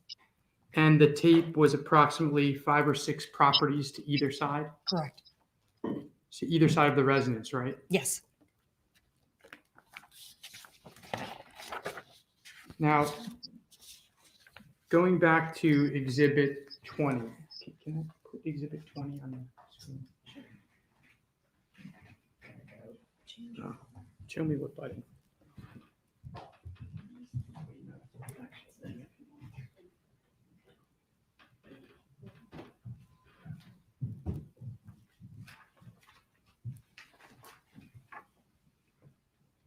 This is a picture that you took?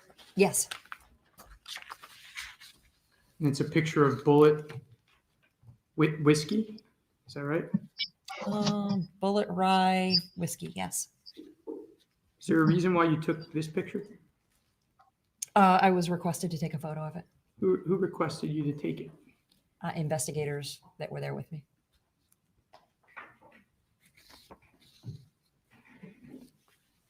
And I would have also photographed everything in the vehicle. And this came out of Wendy Adelson's car?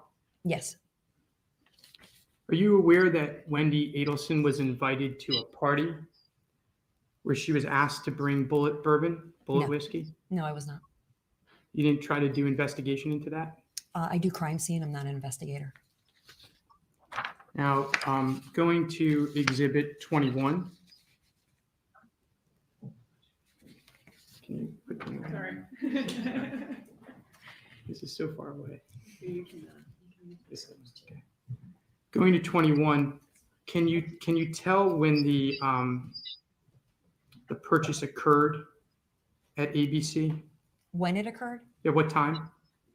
According to the receipt, it's 12:49 and 13 seconds. Okay, and you see that right under the words regular sale? Yes. I have no further questions, Your Honor.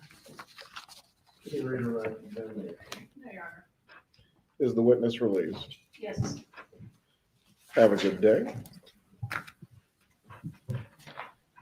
At this point, we are going to take our lunch break.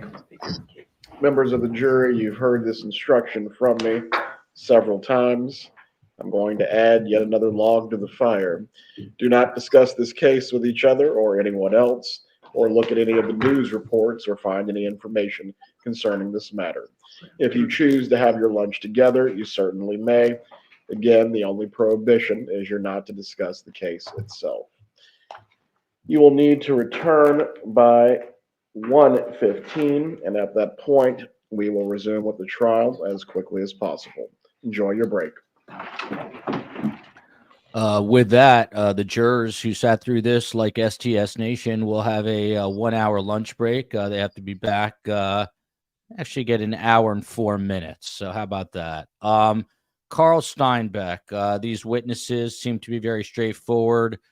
Would just love to get your overall thoughts on what we witnessed on this historic morning where Charlie Adelson is on trial for the murder of his ex-brother-in-law, Dan Markel. Right, this is just to be back by 1:10. From there, we'll just be waiting on the jurors to be settled and come back out, and we'll resume with the testimony. Judge, I'm advised there will be an objection to the photos with the next exhibit. Would you like to take that up now or when we get back at 1:10? Let's go ahead and deal with it now. Space Coast, let's kill the audio. We can even lose the picture now. Space Coast. There we go. Carl, your final thoughts today on what we just witnessed.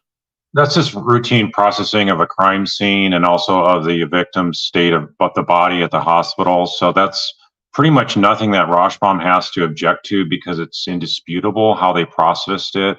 I think his points about the bourbon rye, I think we're just trying to maybe show later that they were right away looking at an Adelson, and but otherwise he's really got nothing to dispute on these. And Carl, what do you think happens with the defense team at lunch today? Realistically, do they say to each other, "Wow, we did great"? You think they're realistic with themselves and say, "We can't see the jurors' faces," but do you think they have to reassess, or are they just in it now and have to follow through with what they said that they were going to deliver? Well, because there's really no legitimate, credible defense, I don't think there's really much wargaming and strategy to go on. As if you really had a tough battle on your hands, you're trying to prevent an innocent person from being convicted. So I think they're just going to have a regular lunch and really not worry about it and really not have much to strategize about. The defense has nothing. Blooming Rose says the family is entitled enough to believe that they have to be free no matter what. Dr. Hamilton, you're joining us from across the pond, I think. Are you in the UK right now? I am, yes. You are. In the UK. Yeah, appreciate you being here. Just your overall final thoughts on what we witnessed here this morning as opening statements took off. Many more thoughts than you have time for. Just on the latter ones.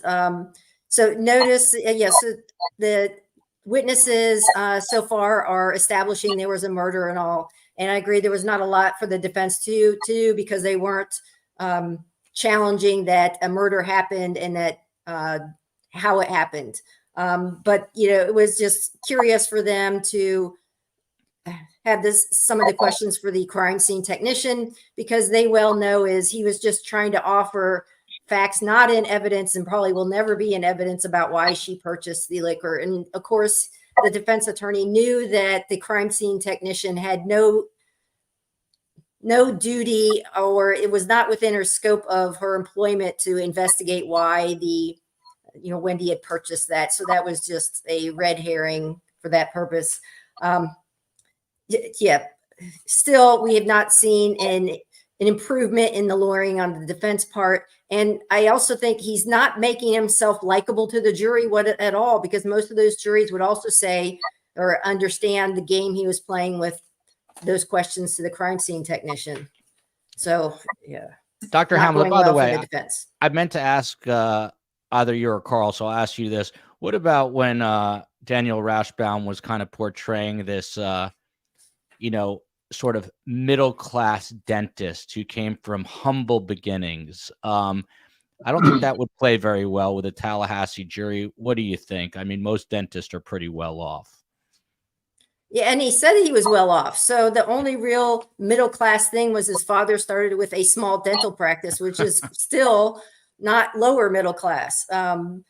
Somebody had money to put him through dental school, and then he very quickly admitted that he made a lot of money. So I don't think they personalized him, Charlie, to that jury in Tallahassee at all. They will not be able to identify him, I think, on any particular level. Thank you to Diana Hernandez and others who have said that they are enjoying this coverage. We really appreciate that.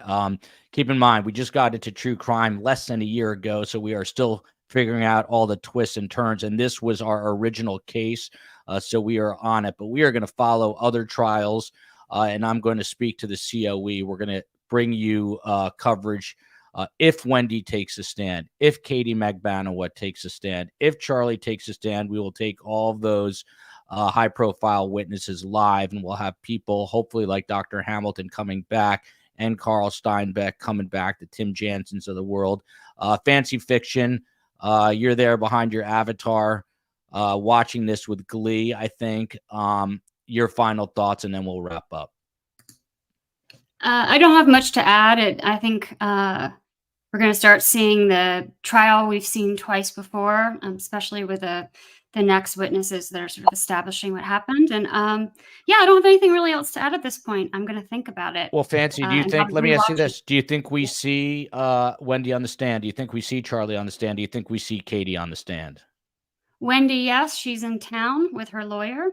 I've heard. Katie, I don't know, 50-50. I think that they'll call her if they need her. But if they don't need her, I don't think they'll call her. But I don't know. And Charlie, yeah, I've got a gut feeling he is, and he's going to try to think that he's going to be able to explain this all away and get people to feel sympathy for him, because that seems to be the line they're casting out.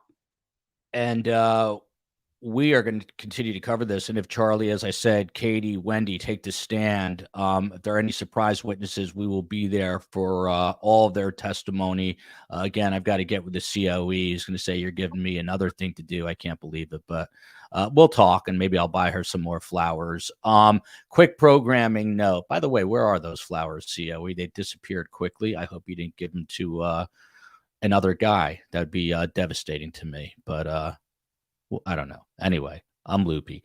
It is now 12:18. We'll be back in 4 hours and 42 minutes, if I'm doing the math right, at 5 p.m. Eastern time. At 5 p.m. Eastern time, we're going to break this all down with Michael Jackson, Scott Peterson's former attorney, Mark Geragos, the famous Hollywood defense attorney, coming on with David Latt, a well-known blogger who went to Harvard Law with Dan Markel, a legal scholar in his own right, and Tallahassee's own famed criminal defense attorney, Tim Jansen. That is at 5 p.m. Eastern time. No rest for the weary.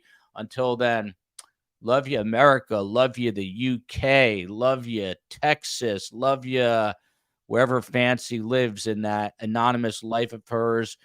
New Jersey, my home state. Tasmania, because we have viewers there. A lot of Aussies in the chat today. The Republic of Ireland. Buenos Aires, for some reason. Israel, and everywhere, near and far between. Panel, stay on for one moment. Here we go.